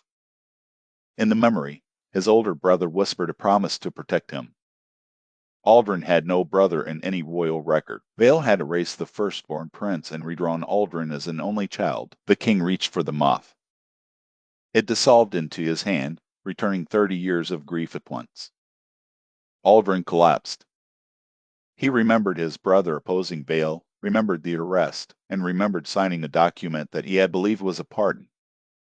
It was the authorization for the prince's correction. Vale had built his rule from crimes no one could remember committing. Ilian found memories of his own. One moth showed his patrol entering Oris weeks before Mara arrived. The soldiers had delivered royal boundary stakes under sealed orders. Ilian had questioned the mission. Vale removed that day from their minds and sent them back to investigate the disappearance they had unknowingly prepared. Ilian had helped erase Oris. He tore the iron nail from his wrist and tried to crush it, but Mara stopped him. Guilt was another form of memory. Vale benefited when people destroyed themselves over choices he had manipulated. The answer was not to forget again. It was to decide what they would do after remembering. Mara searched the branches for her mother and Orin. She found hundreds of moments from her false childhood in Veyron, but none from Asterfell. Then the master index warmed inside the map case. Threads led deeper into the forest, toward a tree with black leaves. There she found her own missing memories. One moth showed Alara carrying 6-year-old Mara through Asterfell as royal forces entered the city. Another showed Orin waiting beside a road drawn on a cellar wall. Alara placed the master index in her map case and told Orin to give Mara an ordinary life, even if that life had to be built from borrowed memories. The final moth showed Alara remaining behind. She did not fail to escape. She chose to anchor Asterfell's population inside the archive so the people would be stored rather than destroyed. She sacrificed 2 centuries of her own life to keep the city recoverable. Mara had spent years believing her mother abandoned her. That wound had shaped every relationship she avoided and every journey she made alone. Vale had not created the misunderstanding, but his correction had ensured it could never heal. She released the moth into her chest. The memories returned with such force that the forest bent around her. For several minutes she was both child and adult, terrified and furious, losing her mother and finding her in the same breath. Serath's sentinel waited until Mara could stand. It then revealed the cruelest truth. The archive's balance was not a natural law. Vale created it after trapping Serath. He wanted every act of restoration to demand a sacrifice so that future cartographers would learn to think like him. The possible older Mara had spent decades accepting exchanges because the system had trained her to see alternatives as impossible. Mara's border around the archive broke that lesson. It also weakened the prison around Serath, but freedom came with danger. Serath's consciousness had been divided among millions of memories for 4 centuries. If released all at once, she might override every mind connected to the Atlas. The first cartographer could become an erasure larger than Vale's. Serath asked Mara to destroy her before opening the living atlas. Ilian distrusted the request. A prisoner who had resisted Vale for centuries was their strongest ally. Aldrin argued that no person should be killed because of what she might become. Mara asked Serath what she wanted. The Sentinel's light flickered. It had issued warnings, maintained rules, and preserved lost lives for so long that wanting had become unfamiliar.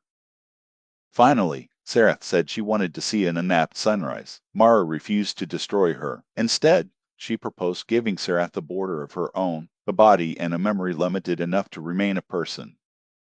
The glass moths could each keep the histories they carried. Serath would no longer contain them all. To create that boundary, Mara needed a name freely given and a place that chose to receive it. Asterfell might serve, but they could not reach the city while Vale controlled the roads. The great sentinel detached one glass scale from its wing. It would allow Mara to summon the moths once inside the palace. Every stolen memory could be returned to its owner at the same time. That would break Vale's control of the capital. It might also cause panic, grief, and rebellion across the kingdom. People would remember erased relatives, vanished neighborhoods, and crimes hidden for generations. Mara accepted the risk. Truth did not guarantee peace. It only returned the right to choose what came next. The memory forest opened onto a road beneath the Black Sea.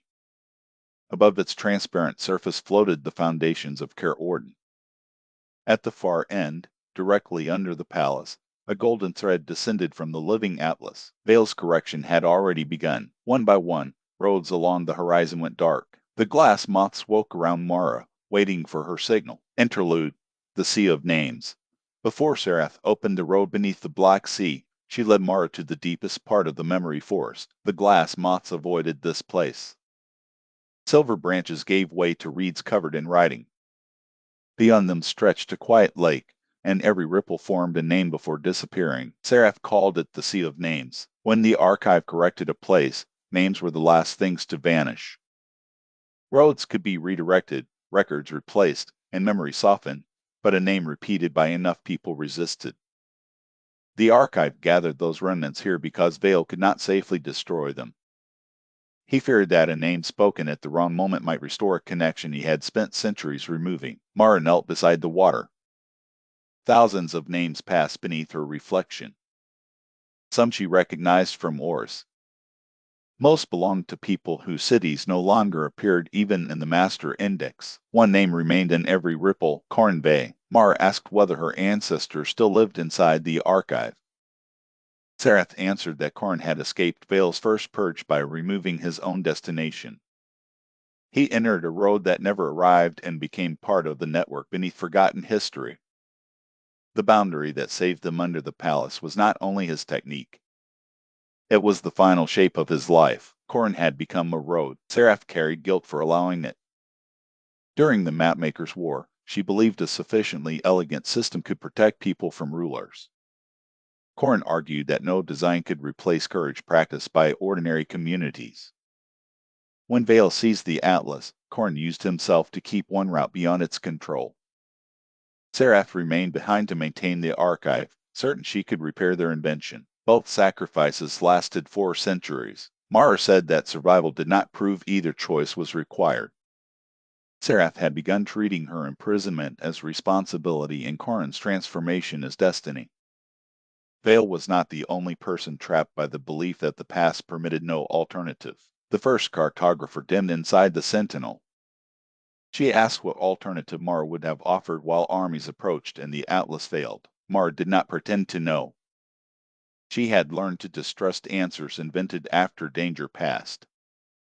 But not knowing did not make the sacrifice inevitable. It meant the people involved deserved grief rather than conversion into heroic symbols. The sea of names stirred. Corrin's name rose from the water as a silver road. It circled Serath's sentinel once, then extended toward the palace foundations. Serath had not summoned it. The memory of Corrin responded to being remembered as a person rather than a solution. Along that road came other names. Refugees lost between borders. Surveyors corrected for refusing false maps. Families whose houses stood on disputed lines. The lake became a network of people denied the chance to answer for themselves. Mar opened Alar's master index, but many threads would not attach. The names had outlived every record connecting them to places. Serath suggested assigning them to the archive until proper histories could be reconstructed. Mara refused to make the archive their owner again. She wrote each name onto loose pieces of black parchment and gave them to the glass moths. The creatures carried the fragments upward, toward Sable houses and public walls throughout the kingdom. Not every name would be understood. Some might never recover a biography. But they would be witnessed without being forced into a convenient story. One fragment remained blank. Mara knew it belonged to her. She tried to write Marve, and the ink slid away. Serath offered to hold the name within her light. Mara declined. No single keeper would carry her again. Instead, she tore the blank parchment into narrow strips. On each she wrote one memory rather than a name, drew a door on a bridge, remembered 312 strangers, argued with the future self, refused the exchange. She tied one strip to Ilan's iron nail, one to the master index, and one to the compass harness. The remaining strips went with the moths. If Mara's name disappeared, the relationships might still preserve the person. Serath detached the glass scale and gave it to her. The scale contained no command. It was a request the moths could accept or refuse. When Mar called them in the palace, they would decide whether returning the memory served the people who once carried them. This distinction mattered. Even allies could become tools when a mapmaker assumed obedience. The moths gathered above the sea of names. One by one, their lights turned toward Mara. They accepted. The lake opened into the road beneath the Black Sea. Corrin's silver path ran beside it for a short distance before disappearing into unfinished travel. Mara asked Serath whether Corrin could ever return. Serath said every road returned somewhere, but not always as the traveler who began it. Then the forest receded, and Mara stepped toward the palace carrying a scale, a blank name, and the witness of people no official history remembered. Interlude, the Ferryman who had no shore. At the edge of the seal of names, a boat waited without touching the water. Its hull was built from road signs. Its mast had once been a boundary stake. A figure in a hood of folded mats stood at the stern, holding an oar made from a surveyor's ruler. Serath called him the Ferryman. She did not know his original name. During the Mapmakers' War, rulers used the archive to move entire populations away from disputed borders. The first crossing carried refugees from 6 cities to a promised coast. Before the boats arrived, Vale corrected the coast into another kingdom. The travelers lost their destination and fell beneath the world. One navigator refused to stop rowing. Over centuries, he gathered unfinished journeys and carried them between temporary shores. Every hooded map folded around his body belonged to someone he had failed to deliver. He could not return the travelers to places that no longer existed, but he kept them moving so the archive could not classify them as erased. The Ferryman extended one hand toward Mara. He asked for a destination. Mara answered Kerorden. The boat did not move. He asked Ilion. Ilion answered the living Atlas. The mast remained still. King Aldrin answered his kingdom. The Ferryman lowered his hand. Those were locations, not destinations. Kerorden could be corrected. The living Atlas contained multiple versions of itself. A kingdom could change rulers while a traveler crossed the room. The Black Sea accepted only the purpose capable of surviving the loss of its place. Mara thought of the questions written on the red cord. She answered, "We are going where stolen choices can be returned." The boat touched the water. They boarded with Serath's glass sentinel circling overhead. The ferryman pushed away from the memory reeds, and the sea of names widened into darkness. Unfinished travelers appeared beneath the surface. A messenger clutched a warning for a city erased before the disaster arrived. A mother held 2 children while the road to their father split into corrected histories. Soldiers marched toward wars their kingdoms no longer remembered declaring. Aldrin saw royal couriers carrying orders under his seal. Some led to arrests and corrections he could not remember authorizing. He asked the ferryman to stop. The ferryman had no method for stopping. Without a shore, stillness became drowning. Aldrin stepped over the side. Ilion caught his coat before the sea closed. Memories entered both men. Ilion saw Aldrin signing proclamations Vale placed before him. Aldrin felt every soldier who treated the seal as permission to stop questioning. Neither memory made them solely guilty or innocent. It connected their choices through a system designed to hide responsibility. Mara and Serath pulled them back. The boat continued. The ferryman opened his cloak and showed Mara a collection of undelivered objects, keys, letters, medicine, seeds, wedding rings, children's toys, and maps to homes removed from reality. He had preserved what travelers carried but could not decide where anything belonged. Mara recognized the gilt compass engraved for Orental. Oren had entered the Black Sea. His unfinished journey pointed toward the palace, but Vale had attached false destinations to it. One route returned Oren to a tower where nobody remembered him. Another delivered him into the captured Mapmaker's chamber. A third ended at Mara as a child, before he made the choices he regretted. Mara did not select for him. She tied the compass to the red cord and spoke Oren's name toward the water. The unfinished path shifted. Far below, an old man opened his eyes. The act taught her what the ferryman needed. He did not require one permanent shore. He required permission to ask travelers again. Mara drew a question on the mast. Where do you choose to arrive now? The boat changed. Doors appeared along its hull. Some opened toward surviving families. Some opened into unfamiliar cities willing to receive strangers. Others remained closed while travelers considered choices they had never been allowed to make. The ferryman's hood loosened. For an instant Mara saw an ordinary face worn smooth by centuries of duty. He chose no name. He chose to remain with the boat until every passenger had been asked. Ahead, the Black Sea rose overhead. Foundations of Kerorden floated beyond its surface, and a transparent causeway formed beneath the palace. The boat could travel no farther. Its new doors needed witnesses on both sides, while the causeway allowed only those whose purpose pointed toward the Atlas. Mara, Ilion, and Aldrin stepped onto the road. Behind them, the ferryman asked the first waiting traveler where she wished to arrive now. Her answer became a small light under the sea. Then another answered, and another. The darkness beneath the world began filling with destinations chosen in the present rather than assigned by a vanished past. Chapter 9. The Road Beneath the Sea. The Black Sea above Mara was not water. It was every journey that had never reached its destination. Abandoned ships drifted upside down in the darkness. Bridges ended halfway across invisible rivers. Footprints moved without travelers. Every time a road was erased, the unfinished motion fell into this place beneath the world. Mara, Ilian, and Aldrin walk along a transparent causeway toward the golden thread of the palace. The glass scale in Mara's hand provided the only light. Beneath their feet, shapes followed them through the dark. King Aldrin grew weaker with every step. The royal key inside Mara's compass remained connected to him, and Vale's correction was deleting the authority that gave his words power.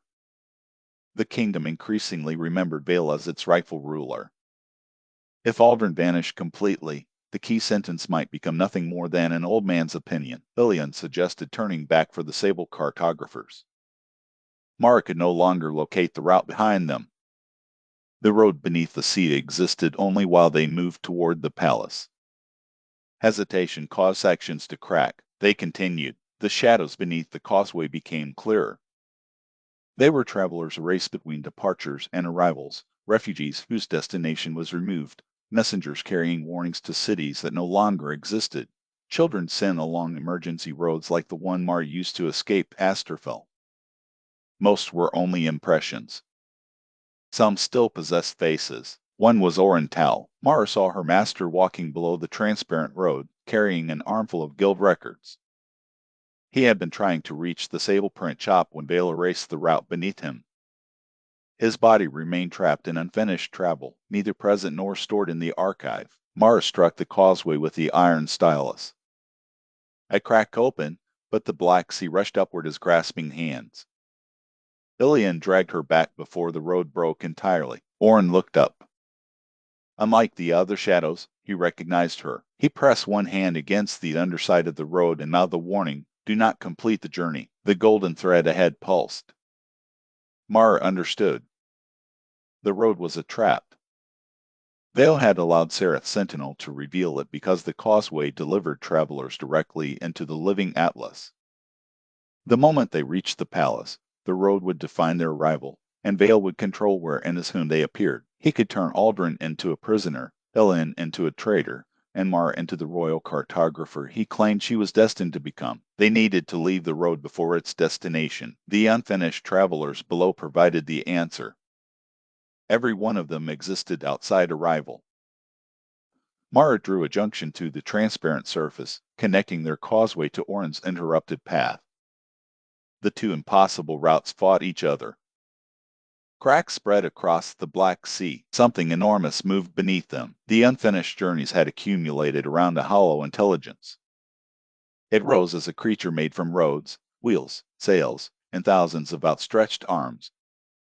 The travelers called it the Whaleless. It had no destination and therefore consumed every path that entered its sea. The Whaleless struck the causeway. Aldrin fell. Ilian caught the king with one hand and drove his sword through the road with the other. The blade did not harm the creature, but iron anchored their position long enough for Mara to finish the junction. Orin reached through the opening. Mara pulled him upward. Hundreds of other unfinished travelers followed, not as bodies but as streams of remembered motion. The causeway filled with the sound of wheels, footsteps, and voices calling destinations. The Whaleless recoiled. A destination was a boundary, and the creature had survived by remaining undefined. Mara opened the master index. She could not restore every traveler yet, but she could give their journeys temporary purpose. She wrote a single destination beside their threads, witness. The black seed ignited. Every unfinished traveler became a witness to the road Vale had erased. Their combined memory formed a bridge that no official map could deny. The Whaleless collapsed into separate paths, each finally pointing somewhere. Orin landed beside Mara, alive and aged by the days he had spent walking nowhere. He carried the guild records against his chest. Even before she spoke, he said her name. Iron ink covered both his hands. By writing Mara's name continuously during his unfinished journey, he had anchored it beyond the archive's reach. There was no time for reunion. The witness bridge passed beneath the palace but did not enter it. Above them, the foundations were made from layers of rewritten history. Orin showed Mara a weak point, the original cornerstone from the first royal observatory, built before Vale controlled the maps. Aldrin spoke his key sentence again. The crown-shaped flame in Mara's compass struck the cornerstone. Ilian added his iron sword. Orin added the guild records. Mara drew a vertical road. The bridge turned upward. They climbed through 400 years of palace floors. Each layer revealed a different royal history. In one, Aldrin's brother ruled. In another, Orden had no king. In a third, Astrafel governed the capital and Vale was remembered as a failed apprentice. At the final layer, Mara saw a version of herself seated beside Vale, wearing the white coat of the royal cartographer. That possible Mara opened her eyes. She reached through the history and seized Mara's wrist. Vale's voice filled the foundations. He told Mara that every road led to the self she was meant to become. The palace stone closed around Ilian, Aldrin, and Orin. Mara was pulled alone into the life Vale had written for her. Interlude, the warning that arrived late. When the palace foundation closed around Ilian, Aldrin, and Orin, time divided them. Ilian landed in an Oris guardhouse 5 years before the village vanished. He wore his captain's uniform.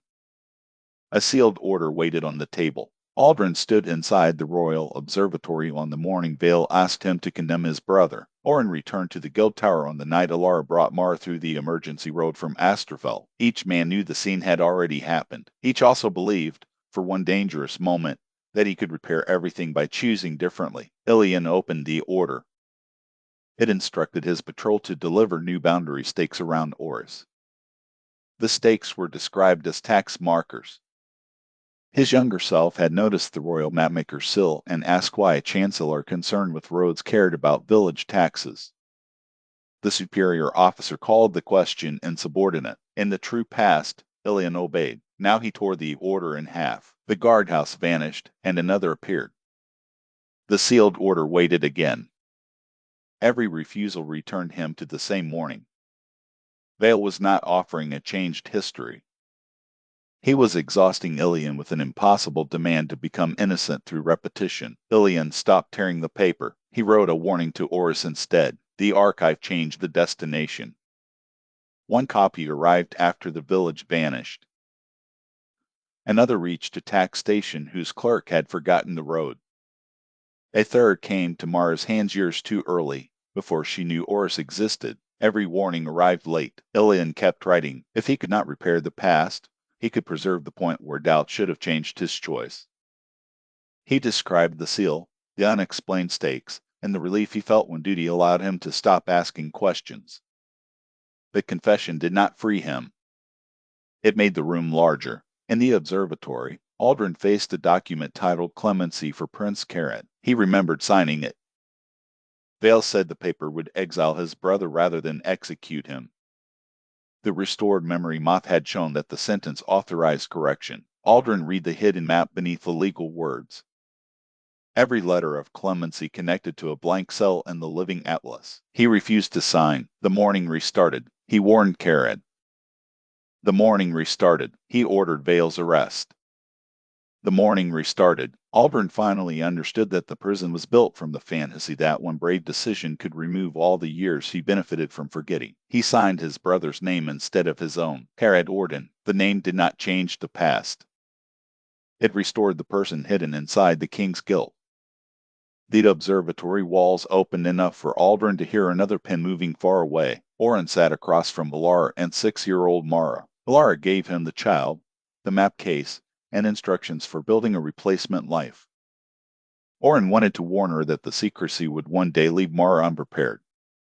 He wanted to refuse, take them both to the Sable cartographers, and fight Vale before 2 more decades passed. Every attempt ended with Astrafel's correction reaching the room. The child vanished first. Orin returned to the beginning. He realized the memory was asking him to choose between silence and Mara's survival with knowledge he had not possessed at the time.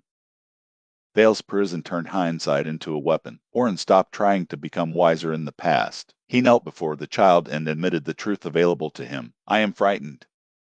I do not know whether hiding you is right. If we survive, I will owe you an explanation before my fear becomes your life. The true Orin had never spoken those words. The memory accepted them because they described the responsibility he carried forward. His guild compass appeared in his hand, tied to a red thread from the Sea of Names. Mara had called him. Orin followed the thread through the prison walls. It reached Tilian's late warning and Aldrin's restored name. 3 failures connected into one road. They could not reach Mara. who had been pulled into Vale's possible life. They could send a purpose. Elian tore one fiber from the red cord and wrote along it with the ink of his endlessly repeated order: find the living atlas. Stop Vale. Restore the stolen names. Aldrin added his royal fling. Orin added the guild compass. Together they pushed the fiber through the palace histories. Vale redirected it toward 100 possible Maras. Chancellor Vale ignored it. The exhausted older Mar mistook it for another list of sacrifices. The version who never left Baron placed it in a drawer. One Mar tied it around her wrist. The three men felt the false history shift. Their warning had arrived late to Oris, late to Karad, and late to the child Orin had raised without the truth. It arrived exactly when the woman inside Vale's perfect life needed a reason to doubt it. Chapter 10, The Cartographer Without a Name. Mara woke in a sunlit palace room with white sleeves covering her arms. Servants called her Chancellor Vale. Maps on the walls bore her signature. Beyond the windows, Care Orden stretched across a peaceful valley with no blank districts, no barricades, and no sign of war. For several minutes, Mara believed this life. She remembered studying under Severin Vale after Alara died of fever. She remembered helping him repair the damaged archive. She remembered marrying no one, losing no one, and dedicating herself to a kingdom where every road was safe. Then she found a red thread tied around her wrist. The cord had been cut in the white quarter, but one fiber remained. Along it, in tiny letters, Elian had written, find the living atlas. Stop Vale. Restore the stolen names. The false memory split. The palace room became a chamber of overlapping lives. In one, Mara was royal cartographer. In another, she never left the Varen Guild. In another, she accepted the archive's exchanges and grew into the exhausted woman she met among the maps. Vale had not created illusions. He had drawn possible biographies around Mara's missing name, hoping one would attach permanently. A person without a recorded identity could be given any identity at all. Mara repeated her name, but the room swallowed it. She wrote it with the iron stylus, and the letters turned into titles selected by the atlas: Chancellor, Traitor, Orphan, Weapon, Mistake. Vale appeared in every doorway. He explained that names were only maps for people. They told society where someone belonged, which past they carried, and what future others should expect. The archive had removed Mara's name because a cartographer who stood outside identity was uniquely useful. She could cross conflicting histories without being torn apart. Vale claimed he had not arranged this. Seraph had. The first cartographer wanted Mara to replace her inside the archive. Every warning and rescue had guided Mara toward the living atlas, exactly as Vale's manipulations had. Mara asked whether any choice in her journey had truly been hers. Vale smiled. That question, he said, was why uncertainty must be eliminated. People suffered when they could not tell which desires were authentic. A perfect map removed the doubt. He offered Mara the white coat again. She could accept the peaceful life surrounding her. Asterfel would remain. Oris and Orin would be restored. Ilian's guilt would be removed. Alara would remember her daughter. The price was a single correction. Mara must open the founding law and give Vale permanent authority over the Atlas. For one dangerous moment, Mara wanted the offer. She imagined her mother saying her name without a brass plate. She imagined Ilian sleeping without memories of erased villagers. She imagined Orin returning to his tower. Vale did not tempt her with power. He tempted her with relief. The room began making the choice for her. White fabric tightened around her shoulders. The title Chancellor Vale appeared on every map. Then a voice shouted from nowhere. Marve drew a door on a bridge because rules were too slow. It was Nessa. Another voice followed. Marve walked into a royal camp that everyone else feared. Ilian. Orin added that Marve argued with every lesson until she understood it. Alara's voice said Marve traced constellations backward and insisted the stars were wrong. Across the capital, the Sable cartographers were speaking Mara's name beside the black maps they had preserved. Nessa had rescued the cell and reached Asterfel through the road beneath forgotten history. Laura remembered the plan long enough to send a message through the master index. Each memory placed a boundary around Mar that Vale had not chosen. They did not define her by title or destiny. They remembered decisions, flaws, habits, and moments shared with other people. Her name returned not as a label in the atlas, but as a relationship. The white coat tore. Mara drew the broken circle symbol across the false palace room. Instead of selecting one possible life, she connected all of them. The cautious guild mapmaker, the ruthless future keeper, the royal chancellor, and the nameless traveler became roads she could understand without being forced to follow. The chamber shattered. Mar fell into the real palace foundation. Ilian caught her before she struck the stone. Aldrin and Orin were freeing themselves from layers of rewritten masonry. The golden thread to the living atlas hung directly above them. Vale's voice no longer sounded amused. He ordered the palace guards to begin the final correction. Outside, every gate in Carorden closed at once. Roads vanished from street signs. Citizens forgot which districts lay beyond their own. The capital split into thousands of isolated blocks. Mara's name had returned to her companions, but not to the world. That was enough. She wrapped the red cord around her compass, joined Orin's iron stylus to the royal flame, and drew a spiral road along the golden thread. The foundations opened into the chamber of the living atlas. At its center, surrounded by captured mapmakers, Chancellor Vale waited with a pale book and his final key. He had stopped trying to persuade Mara. The blank page before him was already titled with the name of the place he intended to erase next. It was not Asterfell. It was the Kingdom of Orden. Interlude.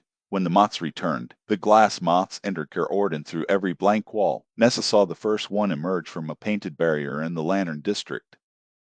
It carried the memory of a narrow blue house that had once stood behind the white surface. A woman selling fruit looked into its wings and remembered living there for 19 years. She dropped a basket of pears and began striking the wall with both hands. The moth dissolved into her skin. A door appeared beneath the paint. Behind it remained the rooms Vale had removed from public memory. Furniture stood beneath dust. Family portraits showed faces the woman recognized as her parents. In an upstairs bedroom, a man's coat waited beside an empty bed. Her husband had opposed the correction of the Western District. She remembered the arrest. Across the capital, thousands remembered at once. Royal soldiers remembered people they had taken into mirrored cages. Clerks remembered replacing names.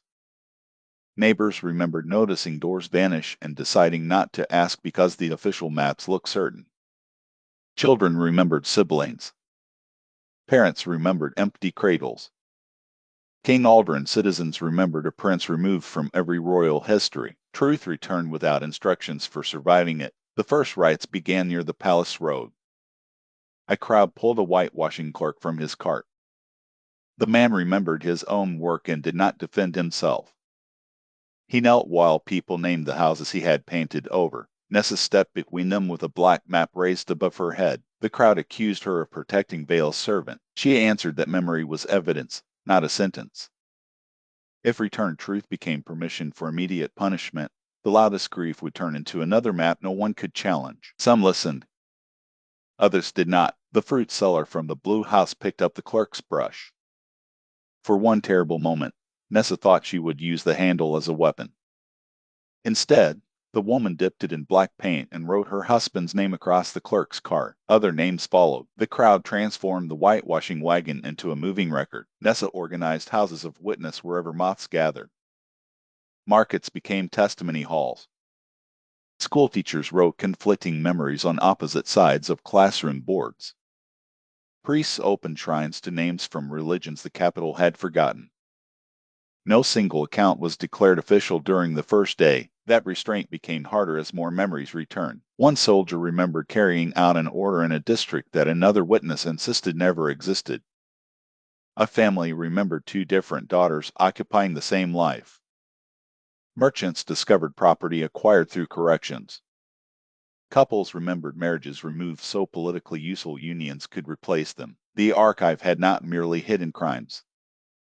It had built present lives from their consequences. Restoration could not mean pretending those lives were false. Nessa created 3 columns on black parchment. What happened? What changed because it was forgotten? What the people affected choose now? The third column remained blank until testimony could be heard from every available side. Royal officers arrived with orders to close the houses of witness. Their commander remembered Nessa as an archivist dismissed for falsifying records. A glass moth landed on his shield and returned the hearing in which Vale ordered him to give that false testimony. He lowered the shield. Half his soldiers followed. The others remained loyal to the proclamations naming Vale protector of the realm. The two groups faced each other across the street. Nessa asked both commanders the same question. Which people will your next order make impossible to hear? Neither had an answer. They agreed to guard the testimony halls from violence without entering them. It was a fragile arrangement, dependent on people who might remember something different tomorrow. Nessa trusted it more than a permanent decree. At the old print shop, rescued Sable cartographers repaired the largest press. Its iron frame still carried Larvae's question about a road no king could own. They fed the returned testimonies into the machine and printed them without smoothing contradictions. Pages traveled through the city. Citizens wrote corrections in the margins. Others challenged those corrections. Blank sections remained where no witness had returned. For the first time, Kara Orden saw its history as work still being done rather than a monument already completed. Above the palace, golden light turned black. Vale had dissolved his keeper key into the living atlas. Order shuddered across the capital. Streets changed direction. The memory moths began falling as connections to their owners were cut. Nessa ordered every house of witness to speak its names aloud. The city answered. Names moved from street to street, carried by people who had never met the erased citizens. A baker shouted the name written on his flour receipt. A guard repeated the family listed in a prison ledger. Children read the black walls faster than royal clerks could cover them. The voices did not stop Vale. They gave Mar witnesses inside the living atlas. When the archive tested the first key, it found millions of people refusing to let one chancellor speak for them. Chapter 11. The Living Atlas. The chamber beneath the palace was larger than the palace itself. The living atlas floated at its center, each page the size of a city square. Roads flowed across the paper as bands of light. Rivers moved.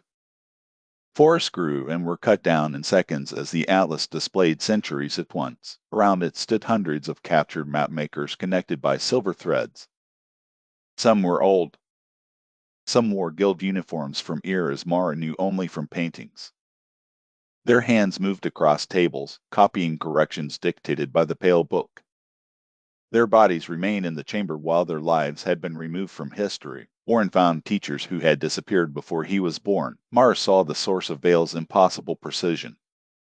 He had not mastered every road alone. He had stolen generations of skill and arranged the mapmakers like parts of a machine. Vale stood on a platform formed from the atlas spine. The final key hung around his neck, a transparent compass containing a drop of black ink. The founding keys had once represented three kinds of authority. The witness key belonged to people affected by a map. The royal key represented temporary civic power. Vale's key had originally belonged to the keeper responsible for protecting the atlas from both groups. He had turned protection into ownership. King Aldrin ordered Vale to release the mapmakers and surrender the key. Vale asked which King Aldrin had spoken. The frightened younger son? The man who signed away his brother? The forgotten resident of the White Quarter? I crown, he said, was only another story the atlas could revise. Aldrin answered that this was why the crown's key could not stand alone. Mara opened the master index. Its witness thread spread through the chamber. Orrin placed the guild records beside it. Aldrin spoke the royal sentence. Two locks appeared in the air above the atlas. Vale touched his transparent compass to the third. The founding law opened. Words larger than roads filled the chamber. No boundary shall become real unless witnessed, governed, and kept. Vale laughed. The law did not say consent. Serath and Corrin had intended the three keys to restrain one another, but the language allowed any holder to claim representation. Vale had spent 4 centuries turning himself into keeper, ruler, and witness of rewritten history. Only Mara's blood connection to Asterfell could amend the law. He placed the blank correction titled Orden onto the atlas. Vale did not truly intend to destroy the kingdom. He intended to erase its current history and restore it under a single new name. All provincial identities, old loyalties, and competing laws would disappear. The territory and population would remain, but no one would remember a life before Vale's order. He had chosen the kingdom itself as the exchange for perfect stability. The correction began at the borders. On the atlas, Orden turned white from the edges inward. Mara released Sarat's glass scale. The chamber roof became a night sky. Millions of glass moths descended through the palace, carrying stolen memories back toward their owners. In the streets above, citizens remembered blank neighborhoods. Soldiers remembered illegal arrests. Families remembered relatives corrected from existence. The capital erupted, not into simple rebellion, but into grief too large for silence. Vale's claim to represent the witnesses broke. The first lock rejected his key. The captured Mapmakers woke. Silver threads snapped as Orin called their names from the guild records. Some collapsed after centuries of forced labor. Others seized pens and began reversing the white correction across Orden. Vale opened the pale book. Mirrored rows rose through the chamber. One trapped Aldrin inside the memory of condemning his brother. Another surrounded Orin with the guild tower as it vanished. Ilian faced the empty houses of Oris and the soldiers who had trusted his orders. Mara stood in Asterfell at 6 years old, watching Alara send her away. Vale declared each prison a true memory. He did not need lies when pain could hold people more securely. Mara could not draw a door through her childhood. Every line returned her to the same cellar. The little girl inside the memory begged Alara not to leave. Adult Mara knew what happened next and still wanted to change it. Then Alara did something Mara had never remembered. She knelt and gave the child a choice. Mara could remain in Asterfell with her mother and risk erasure, or travel with Orin into a life where she might forget the city. 6-year-old Mara chose the road. Alara had not decided for her. The memory prison weekend. Vale had shown Mara pain, but accidentally restored the choice inside it. Mara redrew the cellar around that decision. The walls became a map case. She opened it from within and returned to the Atlas chamber. Ilian remained trapped in Oris. Mara could not free him by denying his guilt. She entered the mirrored road beside him and placed the list of 312 names in his hands. He had helped prepare the erasure. He had also chosen to remember when forgetting would have been easier. Together they wrote a new destination beneath the names, Return. The Oris prison open. Orin freed himself by admitting that his secrecy had protected Mara but left her unprepared. Aldrin stepped out of his brother's memory after speaking the erased prince's name before the entire chamber. Vale's prisons failed because memories were not verdicts. They were roads connecting what happened to what people chose afterward. The white correction stopped halfway across Orden. Vale removed the transparent compass from his neck and crushed it. Black ink entered the living atlas. The keeper key dissolved into every road at once. Vale no longer controlled the correction from one place. He had made himself the border of the kingdom. To defeat him, Mara would have to erase the man from every map. That was exactly the kind of choice he had trained the world to make. Interlude. The Mapmakers who woke. When the witness key rejected Vale, hundreds of captured Mapmakers stopped drawing at once. Silence moved through the living Atlas chamber. Pens hovered above unfinished borders. Silver threads snapped from wrists, shoulders, and temples. People removed from 4 centuries of history opened their eyes in the same moment. Some believed only minutes had passed. Master Jin Arrow had been correcting a harbor wall during the Mapmakers' War. He woke holding the same compass and demanded to know which army controlled the palace. A surveyor named Bellathorn remembered entering Ker Orden to challenge a river map 80 years earlier. 2 sisters from the western coast still wore rain on their coats from a storm no current chart recorded. Others had remained partly conscious throughout their captivity. They remembered their hands drawing corrections while their minds were forced to watch. They knew the names of villages erased through their techniques. They carried guilt for lines they had not chosen and knowledge no ordinary lifetime should contain. Orin moved among them with the guild records. He did not announce that they were free. Freedom was not a condition one mapmaker could certify for another. He offered names, dates, and evidence. He asked what each person remembered last and what they wanted to know first. Most asked whether their family survived. The answers were rarely kind. 400 years had ended bloodlines, changed languages, and moved coastlines. Some descendants existed only in corrected histories. A mapmaker might have a living great-grandchild who remembered a different ancestor occupying the same place. The atlas offered to repair the contradictions. Blank pages opened around the chamber, ready to give every awakened prisoner a seamless life. They could return home to families who had never aged, continue interrupted work, and forget the corrections drawn through their hands. Several accepted. They stepped into restored rooms and disappeared from the chamber. Orin could not know whether the new lives were prisons or genuine choices.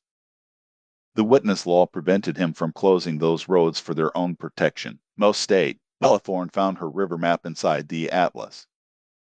Vale had used its flood channels to redirect armies, prisons, and unwanted neighborhoods. The technique remained brilliant.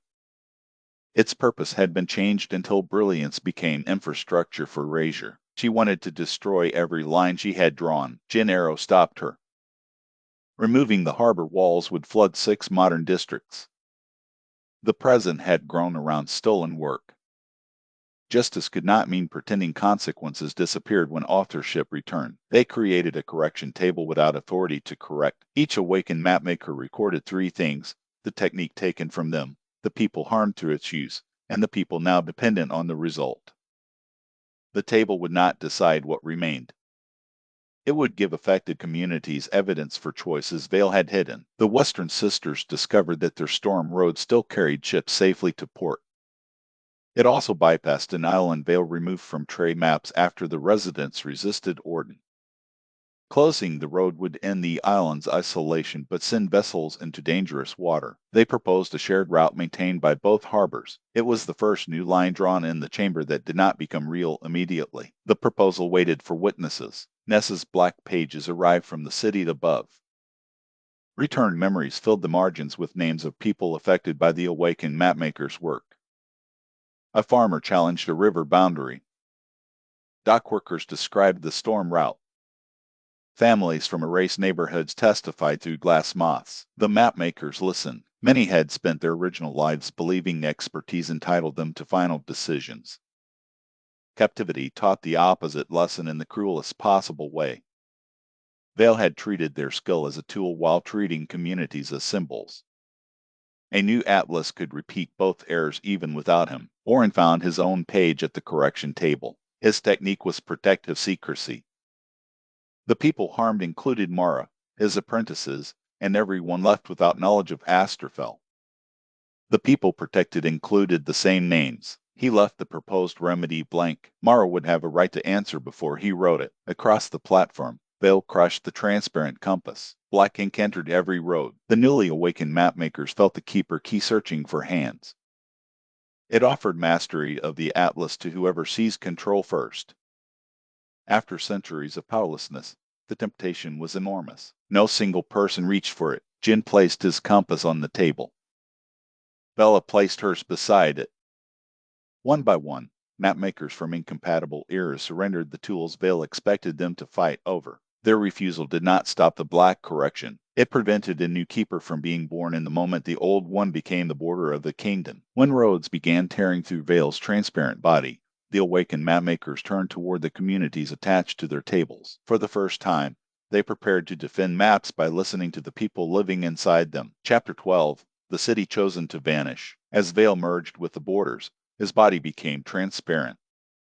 Roads moved beneath his skin. Every gate and Orden appeared in his eyes. Mara could no longer reach him with the iron stylus. A line drawn through his chest opened a road somewhere in the kingdom. Ilian's sword struck stone bridges hundreds of miles away. Vale existed wherever one place ended and another began. The living atlas offered Mara correction. She could remove every border touched by Vale. The Chancellor would disappear, but so would the roads, treaties, districts, and protective boundaries linked to him. Cities would lose water channels. Farms would lose property lines. Ancient barriers holding back floods and wild magic would fail. Millions might survive Vale only to inherit a world without structure. This was his final lesson: make the alternative to his rule look like chaos. The freed Mapmakers searched for a cleaner solution. Orin traced Vale's thread through the atlas and discovered a single unmoving point. Every border changed except the one surrounding his birthplace. Vale had claimed to erase his origin during the Mapmakers' War. In truth, he had hidden it. The place was called Bellwether. No map in the chamber showed the city, but the master index contained a witness thread leading to it. Bellwether had been the first location Vale deliberately corrected. Understanding why might reveal a boundary he could not escape. Mara could reach it through the atlas, but leaving the chamber would give Vale time to complete Orden's erasure. Nessa and the Sable cartographers arrived through the witness bridge with another option. They would hold the correction back district by district while Mara traveled. Nessa distributed black parchment maps to the freed cartographers. Each chose a road, village, or neighborhood they personally knew and recorded its name. The network could not preserve the entire kingdom through abstraction. It could preserve thousands of specific places through witnesses. King Aldrin remained in the chamber to coordinate them. Orin remained to keep the atlas open. Ilian insisted on following Mara. They entered Bellwether through the fixed point beneath Vale's heart. The city existed in permanent evening. Bells hung from every roof, yet no wind moved them. People stood frozen in streets as pale outlines. Unlike Asterfell, Bellwether was not stored for restoration. It was caught in the instant before erasure. Vale appeared as a boy beside a fountain. The memory did not recognize Mara and Ilian. They watched and noticed as a younger kingdom invaded Bellwether. The city sat at the meeting point of three borders, claimed by every surrounding ruler. Taxes were collected 3 times. Armies crossed its streets each season. Families woke under different laws depending on which flag reached the tower first. Young Severin's parents were surveyors ordered to produce a map proving one kingdom's claim. When they refused to falsify their work, all 3 armies accused them of serving the others. They were executed in the square. Severin survived by hiding beneath the fountain with their unfinished map. Mara finally understood the source of his obsession. Vale had not begun by seeking power. He wanted a boundary no army could dispute. He joined Sereth's Mapmakers, built the living atlas, and returned to Bellwether with the ability to end its conflict. He erased the city. Vale told himself he had saved its people from endless war by removing them from every kingdom. But the memory showed his true choice. The citizens had gathered in the square, willing to declare Bellwether independent and defend one another. Vale never asked them. He decided that uncertainty made their consent irrelevant. The boy beneath the fountain became aware of Mara. This was not merely a memory. Vale had anchored the part of himself capable of doubt inside Bellwether, freezing it before the correction. The Chancellor, who lived for 4 centuries, was everything that remained after he removed that boy from his own history. Adult Vale entered the square through every border at once. He ordered Mara to leave. For the first time, fear disrupted his perfect calm. Mara did not threaten to destroy the hidden city. She asked the frozen citizens what they wanted. Her question restarted time. The bells moved. People inhaled after 400 years. Vale's parents stepped toward their son. The 3 armies outside the walls resumed their approach. Bellwether faced the same impossible conflict it had faced before erasure. The citizens answered anyway. They chose to remain. Some wanted independence. Some wanted negotiated union. Some wanted to flee before the armies arrived. Their choices contradicted one another. That contradiction was the life Vale had denied them. Every border in his body cracked. Mara offered the young Severin a road out of the fountain. If he took it, he would rejoin the adult Vale with his doubt restored.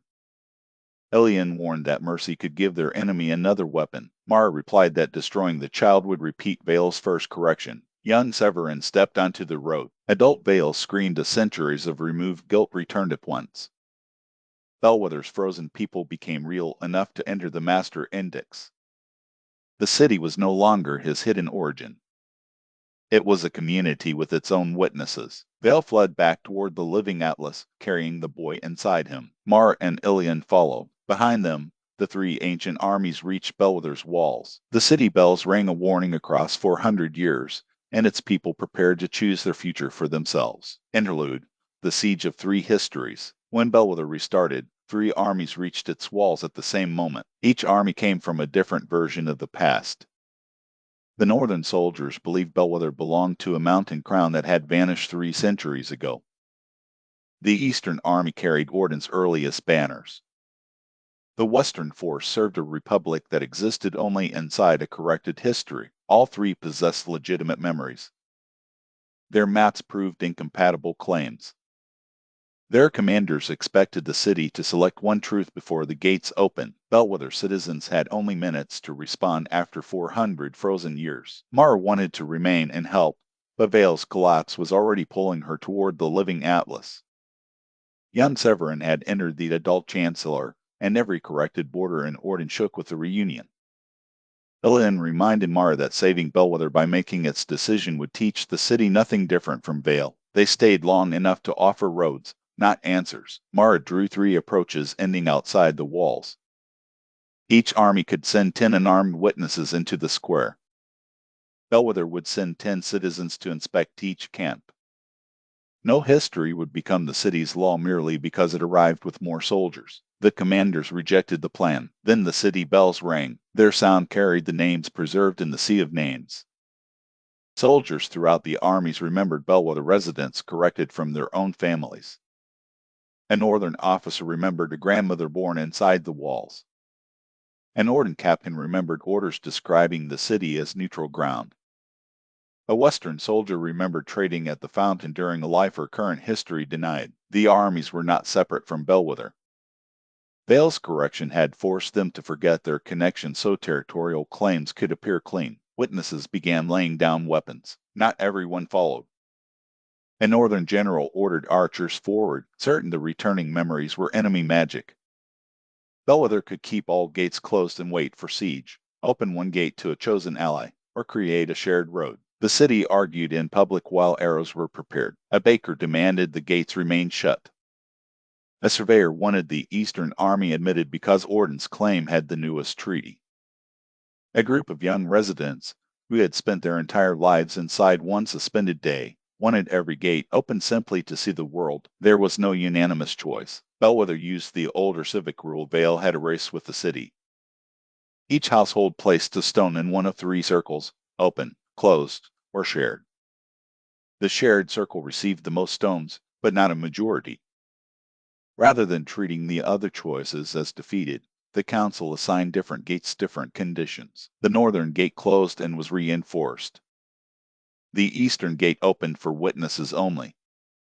The western gate became a shared passage maintained by residents and travelers together. When the northern general fired, the road refused the arrows. A closed gate now represented a witness boundary rather than Vale's command. The missiles fell harmlessly outside the walls. The eastern delegation entered without weapons.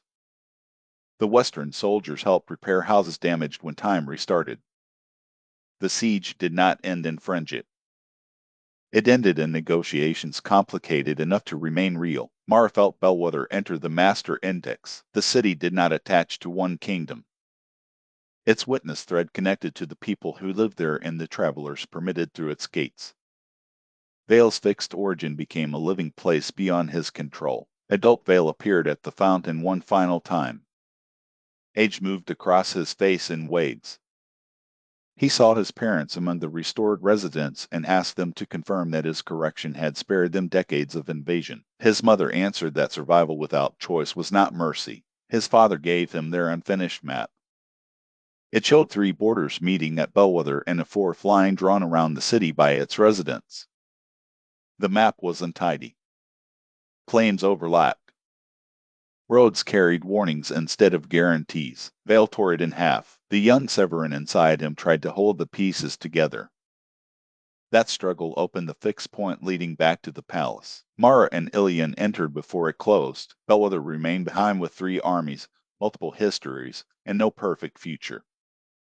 Its bells continued ringing through the roads. Each note cracked another border in Vale's body. Chapter 13, The Border of Nothing.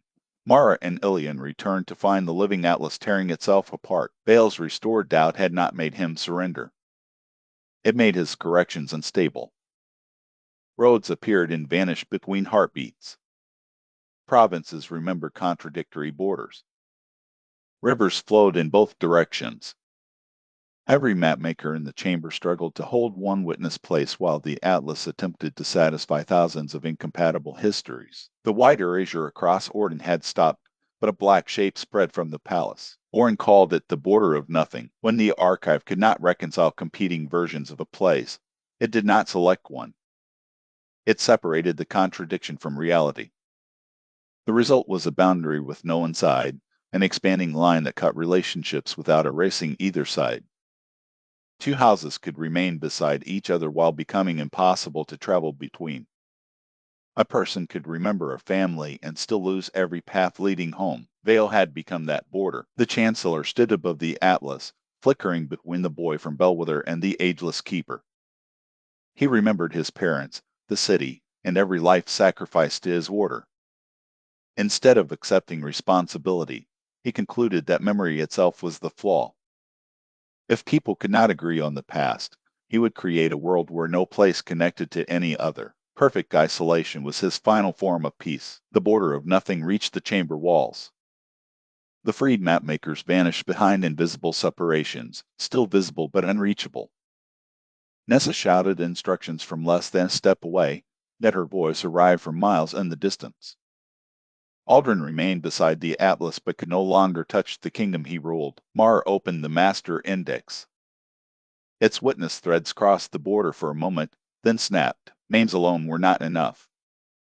A connection required movement, and Vale was erasing the possibility of crossing. Ilian drove his iron sword into the black line. The border split around the blade but continued expanding. Iron could anchor a memory, not create a road. Orin threw Mara the guild records across a narrowing gap. The book stopped in midair, trapped between positions. Mara reached for it and felt the border of nothing trying to define her hand and the book as belonging to separate worlds. She remembered the unfinished travelers beneath the Black Sea. Their journeys had survived without arrivals.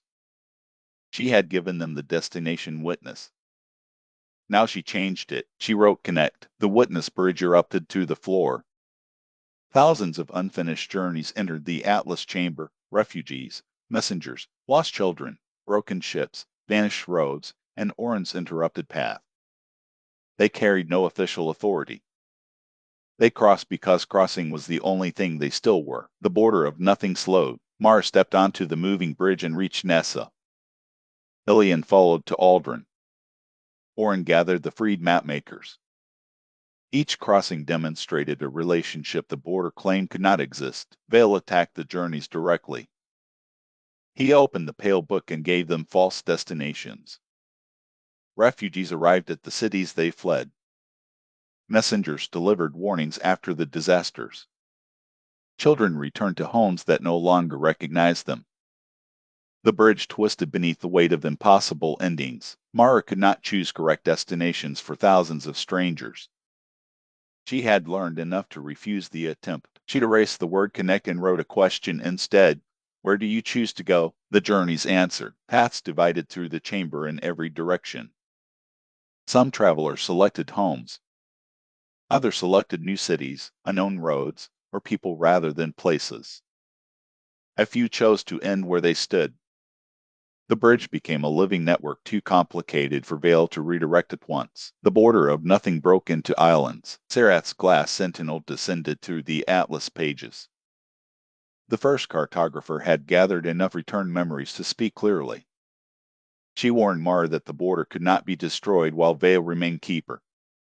His key had dissolved into the roads, so the role itself had to be changed. The founding law still required a keeper.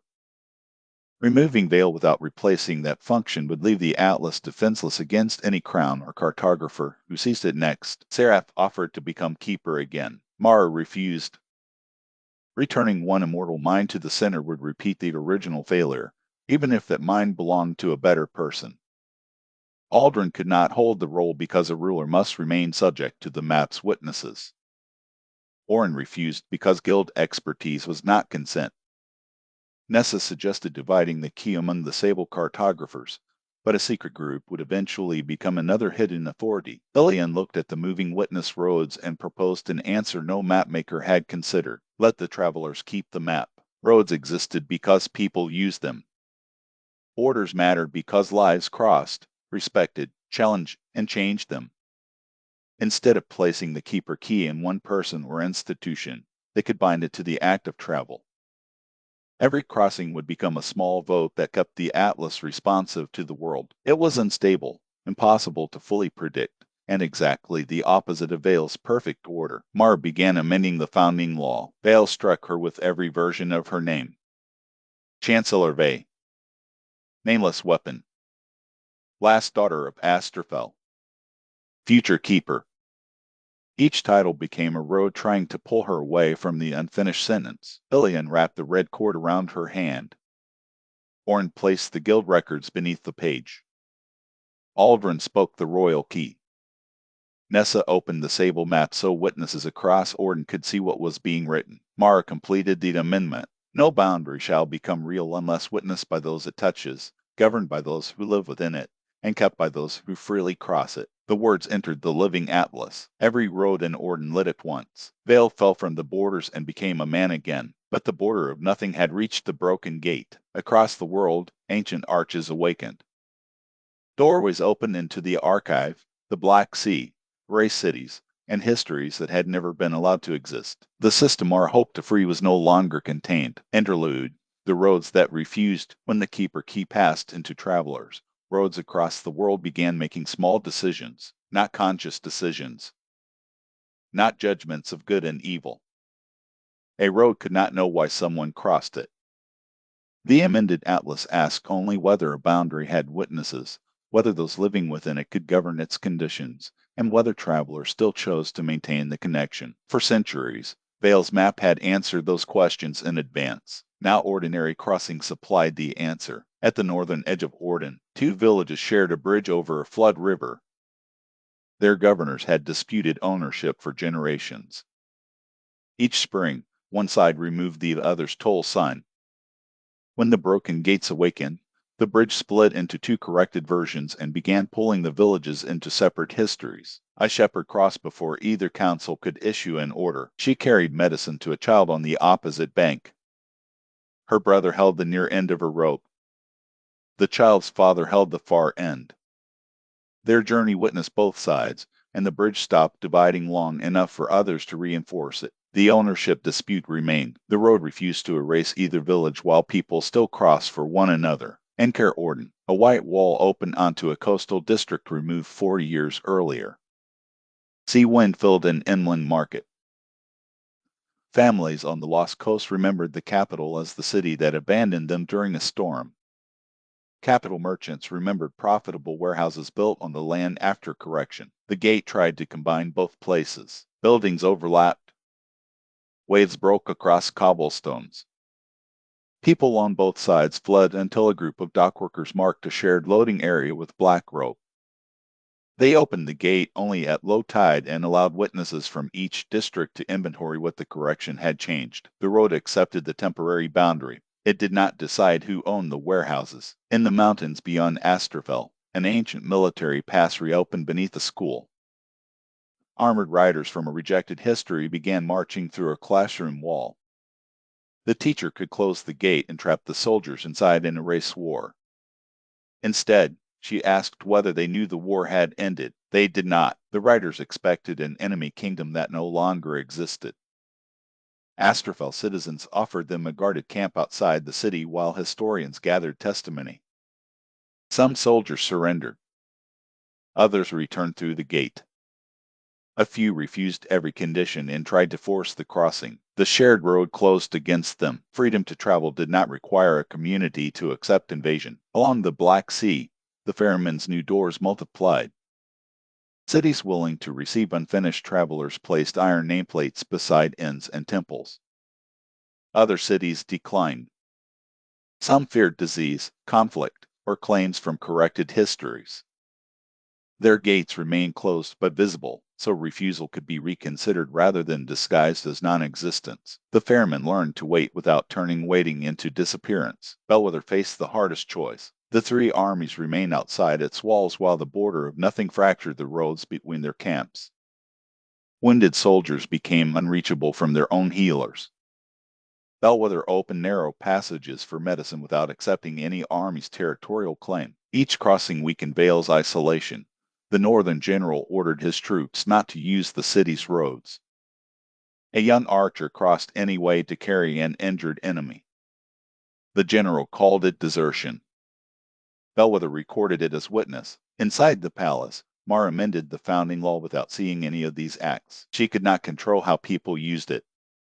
Some communities closed themselves out of fear. Some travelers exploited newly opened routes. Smugglers tested shared gates. Officials attempted to claim that their own crossings counted as consent from everyone they ruled. Nessa and the Sable cartographers recorded those failures beside the successes. A living system did not become just merely because it changed. It became challengeable. Near Varan, the guild apprentices found Orin's hidden census inside the tower walls. They did not remember the master who printed it. They followed the relationships anyway. Maps credited to one surveyor showed corrections made in another hand. Villages listed as uninhabited sent yearly gifts to the tower.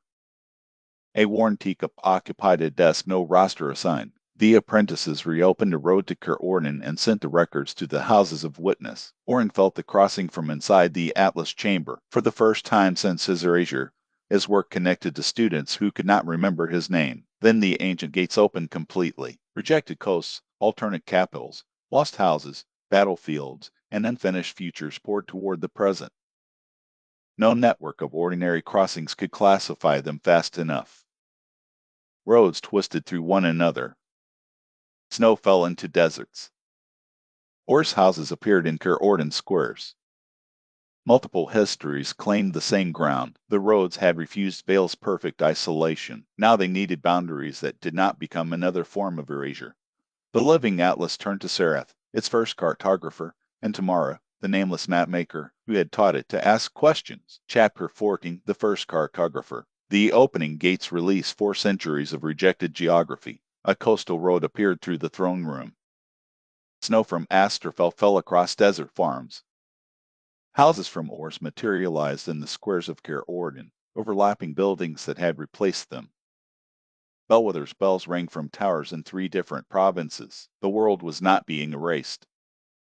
It was trying to contain every corrected version at once. The living atlas had stored each rejected possibility because Serath refused to destroy it. Now the border of nothing had broken the shelves separating those possibilities. Unless someone restored boundaries, reality would become an archive with no distinction between map and memory. Vale lay beside the atlas as an ordinary aging man. Without the keeper role, 400 years settled into his body. Mara expected satisfaction. Instead, she felt only urgency.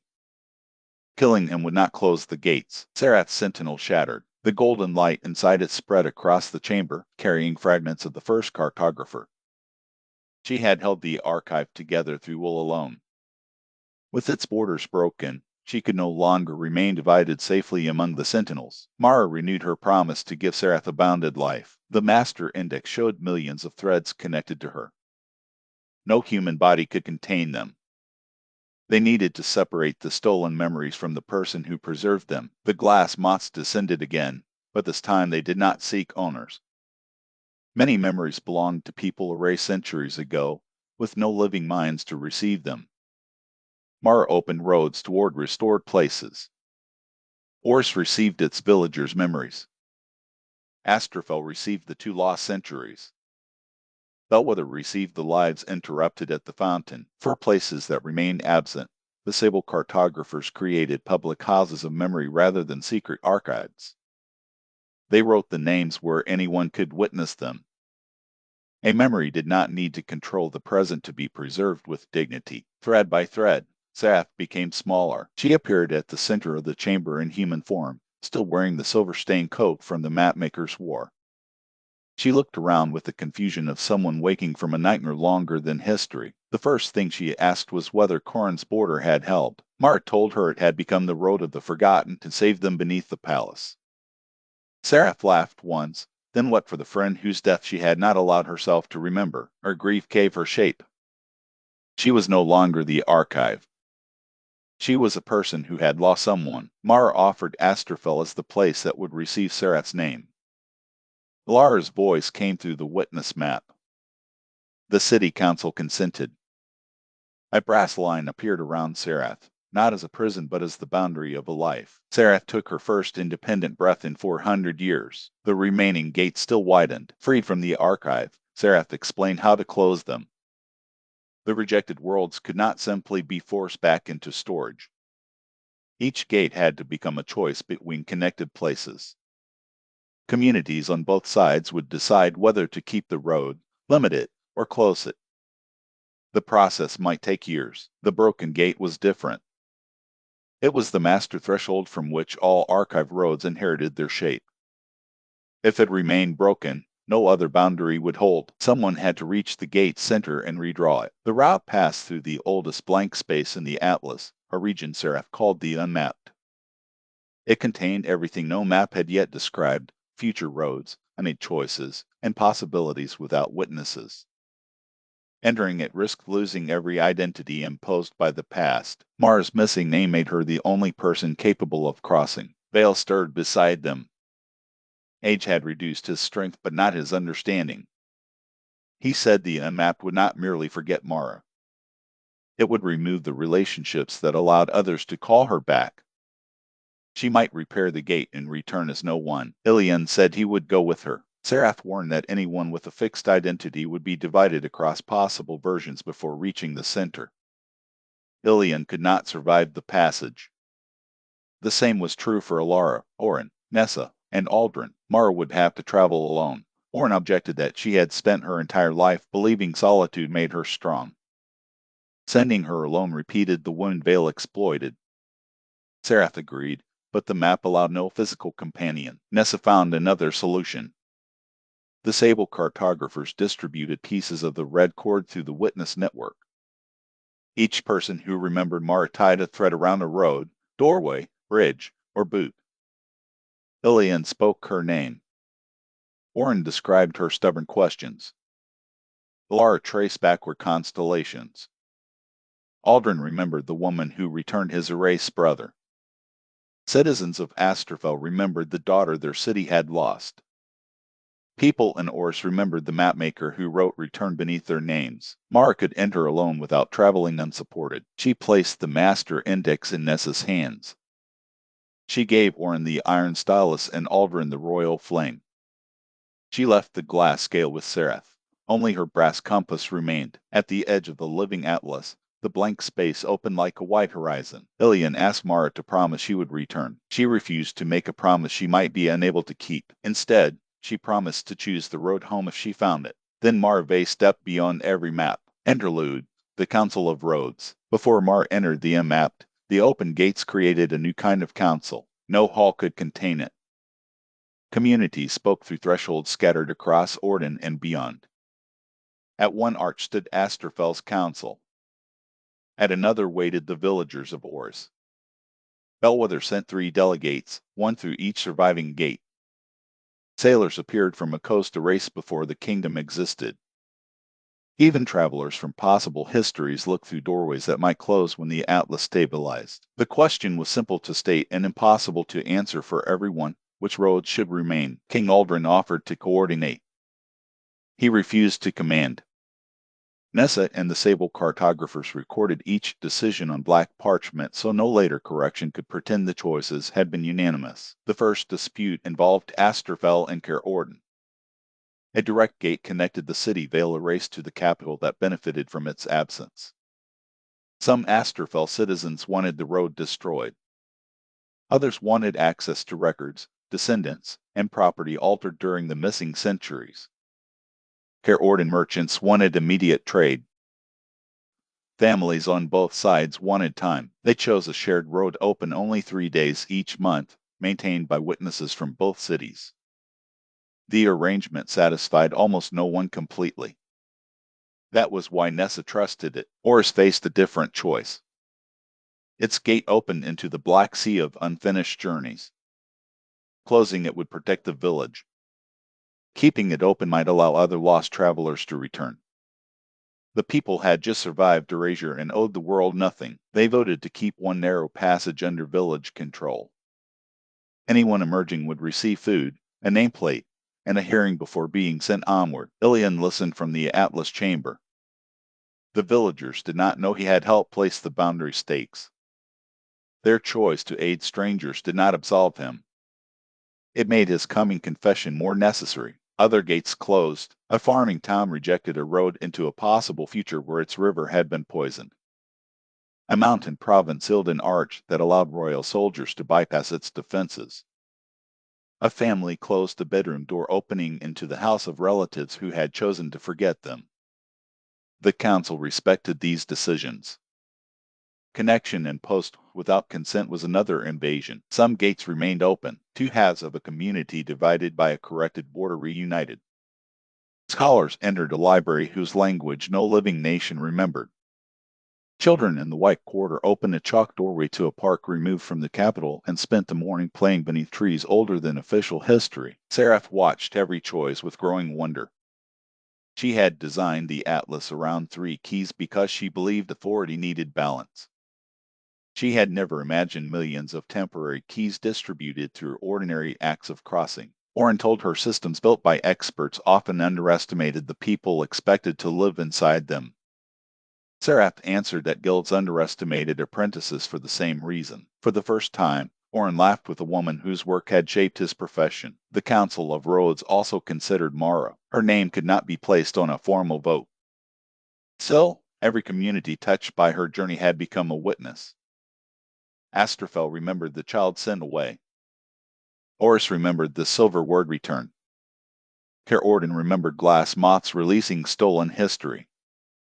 Bellwether remembered the question she asked before reopening time. They did not vote to make Mara keeper. That role had caused enough damage. They agreed to hold roads for her while she crossed the unmapped. Red thread spread from the Atlas chamber. Nessa tied one to the print shop press. Lara tied one to Asterfel's eastern gate. Villagers looped threads around the Oris shrine nails. Bellwether wove 3 threads together at its fountain. Aldrin tied his to the blank royal throne rather than his own wrist. Ilian kept the final end. The network could not pull Mara back. Doing so would turn Care into another command. It could only make the road home visible if she chose it. As Mara stepped into the white horizon, every gate fell silent. The Council of Rhodes waited without knowing whether the person they remembered would return, or whether the world beyond the maps would change her into someone new. Interlude. The people holding the thread. The red thread did not look important. In Astrafel, Lara tied it around the eastern gate beside ropes used for market banners. In Oris, Seraven looped it through an iron shrine nail. Bellwether braided its strand with 3 different colors so no army could claim it alone. Orden's print shop ran the thread through the handle of its oldest press. No one could pull Mara from the unmapped. Their task was only to keep a possible return from becoming invisible. That proved harder than holding rope. The moment Mara crossed the white horizon, memories of her began changing. Astrafel citizens remembered Alara's daughter leaving as a child but disagreed about whether she had ever returned. Oris remembered the silver word return without remembering who wrote it. And Orden. Glass moths preserved a dark cloaked figure whose face changed inside every pair of wings. The Council of Rhodes ordered no official portrait. Nessa feared that fixing one description would allow the Atlas to erase every version that differed. Instead, each community recorded what Mara had changed for them. Oris wrote, someone counted the empty houses. Astrafel wrote, someone returned without demanding that lost time pretend to be whole. Bellwether wrote, someone asked the city before choosing its future. The Ferryman wrote no words. He left one door on his boat unassigned. Ilian remained in the Atlas chamber holding the final end. He had promised to write everything he remembered along the cord. At first, the task seemed simple. Mara folded the corner of every map she disliked. She touched her compass when she lied about being calm. She watched exits while other people watched enemies. Then those details loosened. Ilian read his own handwriting and could not picture the person described. The cord became the journal of the stranger whose importance he accepted without feeling. Vale saw the weakness. The aging chancellor sat beside the closed pale book and told Ilian that loyalty without memory was another form of obedience. If Ilian could not recall Mara, why should a few sentences command him to wait? Perhaps the woman in the Unmapped had manipulated them. Perhaps she had chosen power and abandoned the road home. Every possibility was plausible. Ilian loosened his grip. Across the network, the thread faded. Seraphine felt the strain cool in Oris.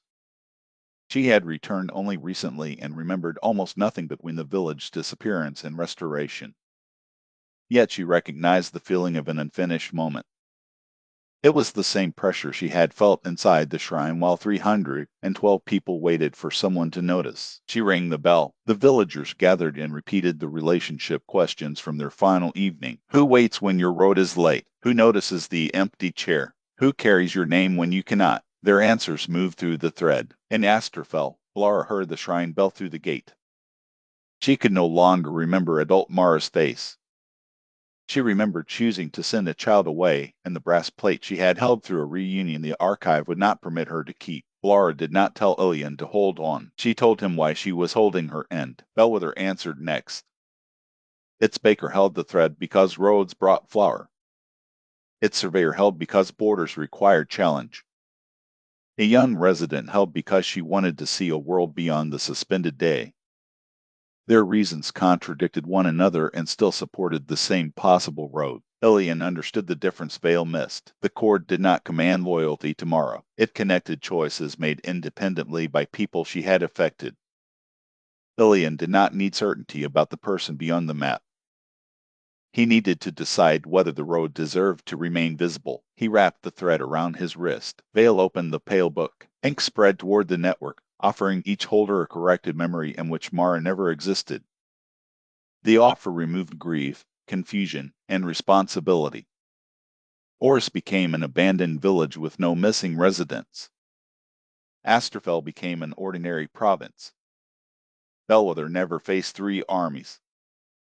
Ilian completed a respectable military career and retired without carrying 312 names. Some people released the thread. The network weakened but did not break. Its strength did not come from unanimity.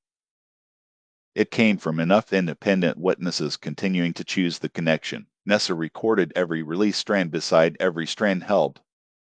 No later history would claim the world had united perfectly behind Mara. Fear, doubt, resentment, and exhaustion remained part of the truth. At the print shop, a child tied a replacement thread where an adult had let go. On the Ferryman's boat, an unfinished traveler held the unassigned door. In the guild tower, an apprentice looped red cord around Orin's empty teacup without knowing whose return it represented. The possible road brightened. Inside the unmapped, Mara could not hear names or instructions. She felt only that somewhere beyond the white horizon, people had left a boundary open without forcing her to cross it. That freedom gave the road home its shape. Chapter 15, The Broken Gates. Inside the unmapped, Mara had no body. She existed as directions without a traveler. North felt like a memory of Ilara. West felt like Ilian's red cord. Behind her lay every name she had carried. Ahead lay possibilities too new to have language. The brass compass floated beside her, its needle turning through futures. One direction led to a world where Mara accepted Vale's offer and ruled with greater kindness. Wars ended, but every citizen lived inside choices approved by Chancellor Vey. Another led to the possible older Mara, preserving cities through endless exchanges. A third led to Asterfell remaining a race while Mara enjoyed an ordinary life in Varen, never knowing what had been lost. The unmapped did not tempt her with obvious nightmares. It offered lives containing real love, safety, and accomplishment. Every road cost something different. Mara searched for the broken gate and found thousands of versions. In some, it was a ruin. In others, a palace door, a village arch, or the space between 2 hands letting go. The master threshold was not one object. It was the idea that a boundary could also be crossed. Vale had broken it by treating every crossing as a threat to order. Seraph had broken it by storing possibilities rather than letting them end.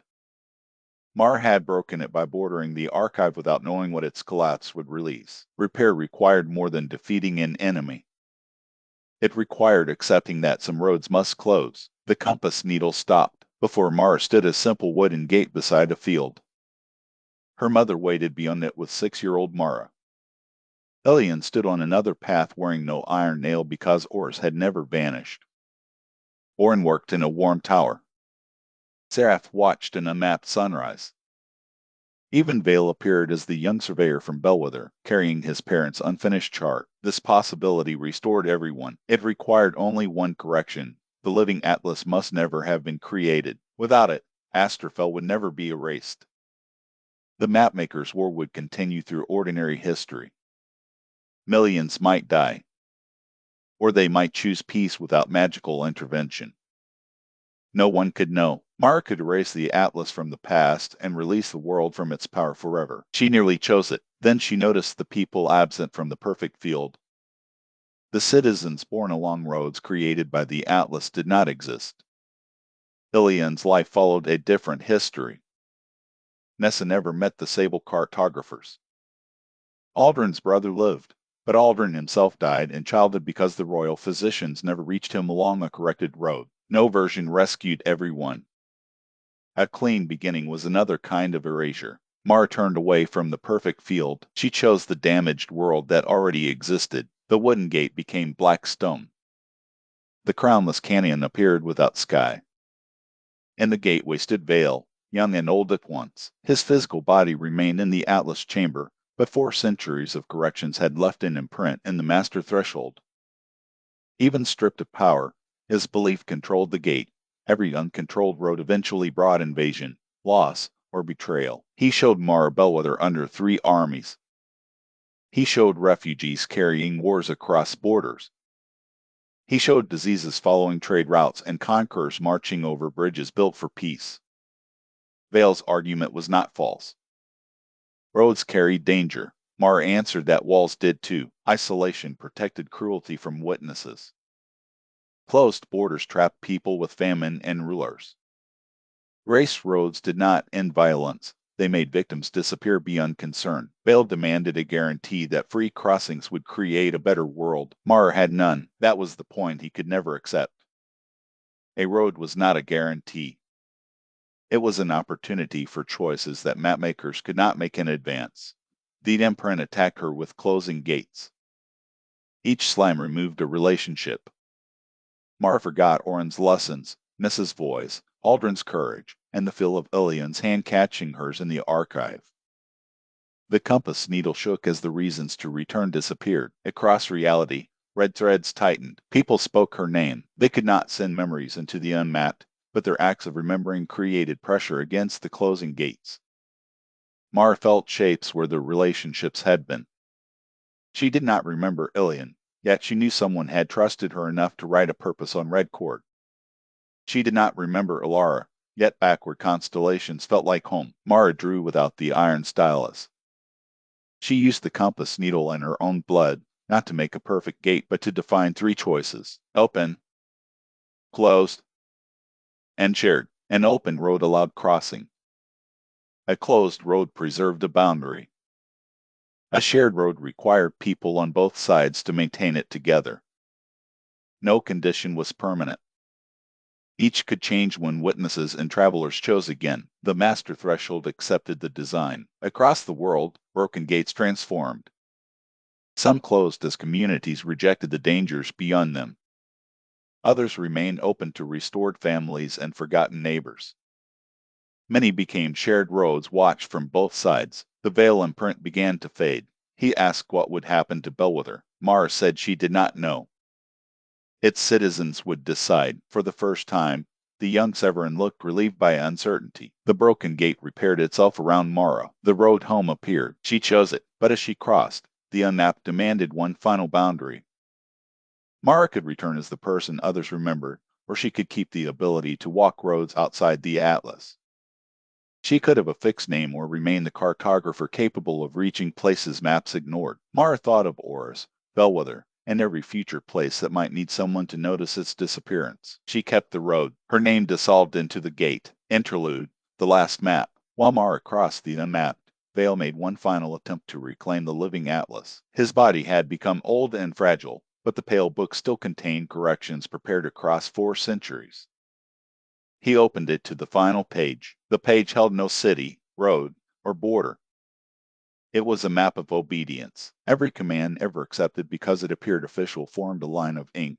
Soldiers following sealed orders, clerks altering records, mapmakers drawing boundaries they privately doubted, citizens ignoring blank walls because everyone else behaved as if nothing was missing.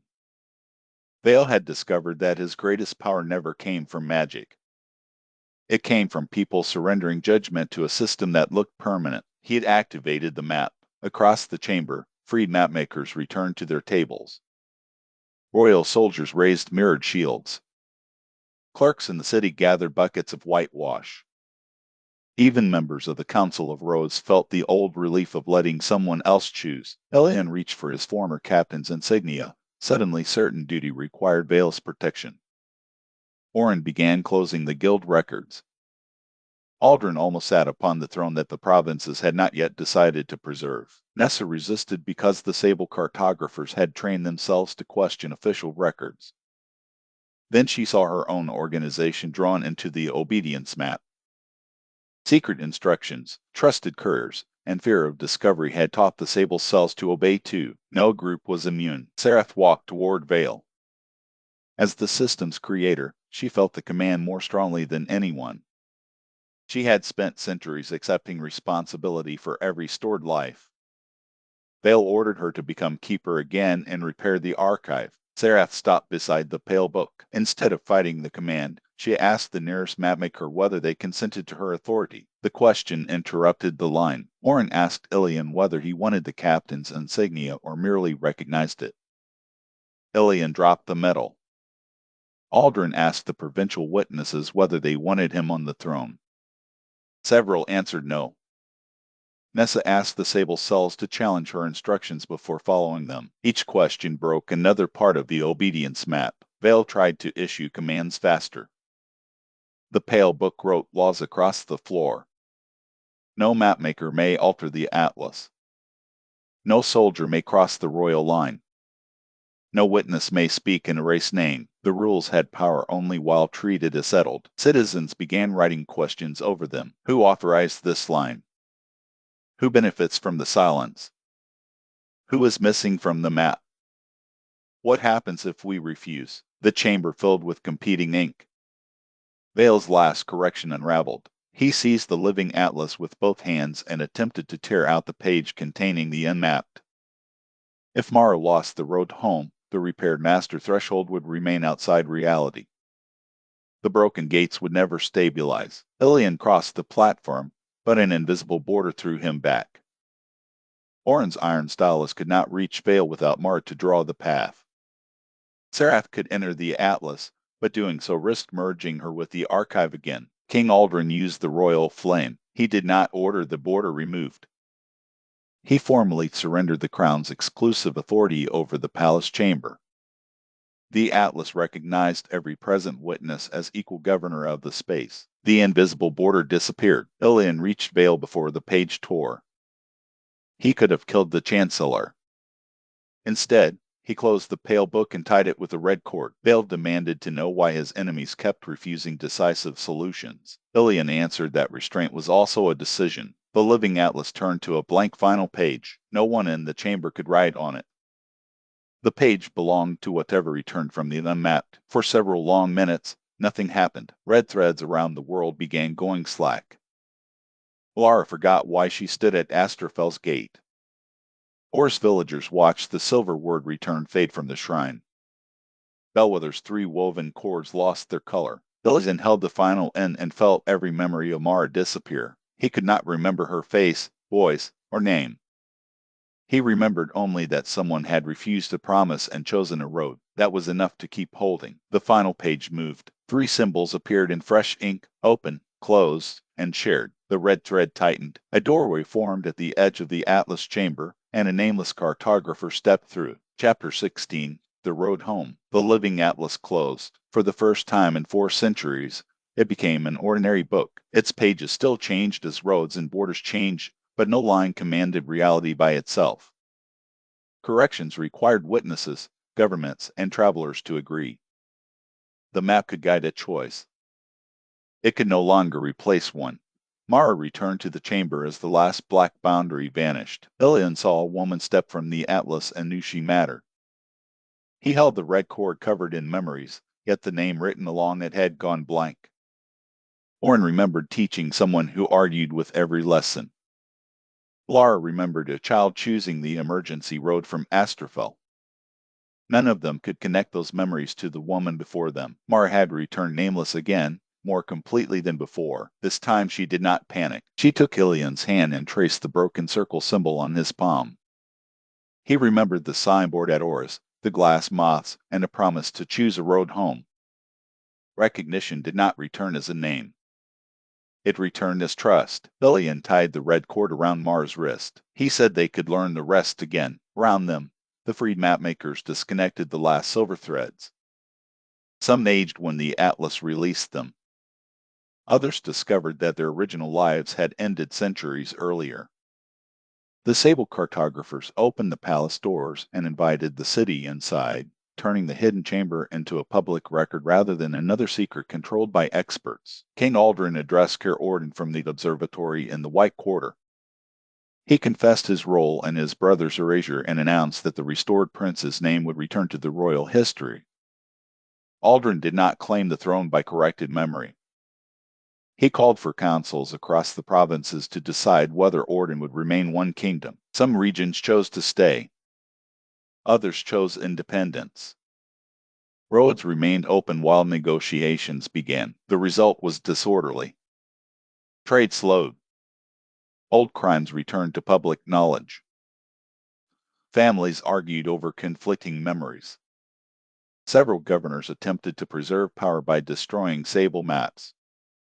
For months, peace looked less efficient than Vale's rule had promised. It was still a peace people could change. Oris returned 3 days after the atlas closed. The village appeared gradually along its old road.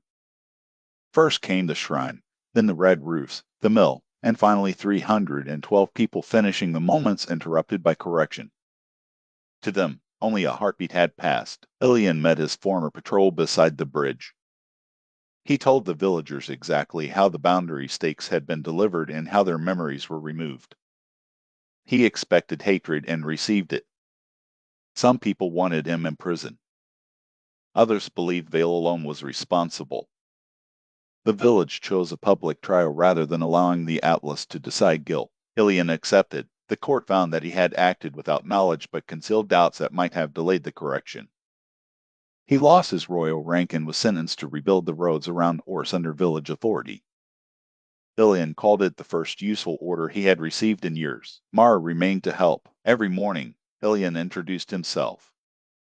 Every evening, he wrote what they had learned about each other on the red cord. Slowly, memory found new paths around the missing name. He could not recall Mara when they were apart, but he recognized the shape of her absence and knew which road to follow. Orin returned to the guild tower in Veyron. The apprentices did not remember their master, so he began as a stranger and earned their trust through the work. He replaced the guild's oath. A map was no longer a promise made in ink. It was a question offered to travelers. Nessa transformed the Sable cartographers. They stopped operating only in hidden rooms and established houses of witness in every willing city. Their black maps recorded disputed histories without declaring one official memory. People could add testimony, challenge entries, and preserve contradictions. King Aldrin visited the first house without guards. He placed his brother's name on the wall. Seraph traveled to Asterfell. The city received her as a citizen, not a founder. She chose a small room above a bakery and spent weeks learning ordinary limits, hunger, sleep, weather, and conversation she could not hear across the world. Lara took her to the eastern ridge before dawn. Together they watched sunlight reach mountains that no map had predicted. Severin Vale survived. Without the atlas, he aged into a frail old man but did not disappear. Bellwether requested his return for judgment. The city had survived the three armies by opening one gate to refugees from all sides and closing the military roads. Its citizens did not agree on Vale's punishment. Some demanded execution. Others wanted him to spend his remaining life restoring names. Vale expected Mara to decide. She refused. Bellwether's witnesses, government, and travelers held authority over the boundary he violated. They sentenced him to record every person erased through his corrections, speaking each name publicly until his life ended. No magical memory could complete the task for him. Months passed. The broken gate remained in the crownless canyon, but it no longer opened automatically. 3 symbols marked its pillars: open, closed, and shared. Travelers approaching from different sides had to select together. Mara became the first roadkeeper, though no document could hold her appointment. She walked routes that flickered at the edges of maps, looking for places beginning to vanish. She carried no royal authority and made no corrections alone. Her task was to find witnesses before absence became silence. Ilian traveled with her after completing the first road at Oris. He kept journals. On the first page of each, he described Mara without trying to replace her missing name. She walked too quickly when worried. She folded maps incorrectly when angry. She stopped for every unmarked grave. She preferred the western side of a fire and denied being afraid of glass moths. The details endured longer than labels. One winter evening, Mara and Ilian reached a crossroads not shown on the living atlas. 4 signboards pointed toward known cities. A 5th pointed into empty forest. Someone had written a message beneath it in fresh silver ink. The last road is waiting. The gate remembers what the cartographer forgot. The handwriting belonged to Mara. She had not written it. Her compass turned toward the forest. From far beyond the trees came the sound of bells that did not belong to Asterfell or Bellwether. A road appeared under the snow, older than the archive and untouched by every correction. Ilian read the first page of his journal, then offered Mara his hand. She did not know whether the road led to danger, memory, or another version of herself. For once, uncertainty did not feel like something that needed to be repaired. Mara chose the unmapped road. Together, they walked beyond the final sign. Behind them, the crossroads remained for anyone willing to follow.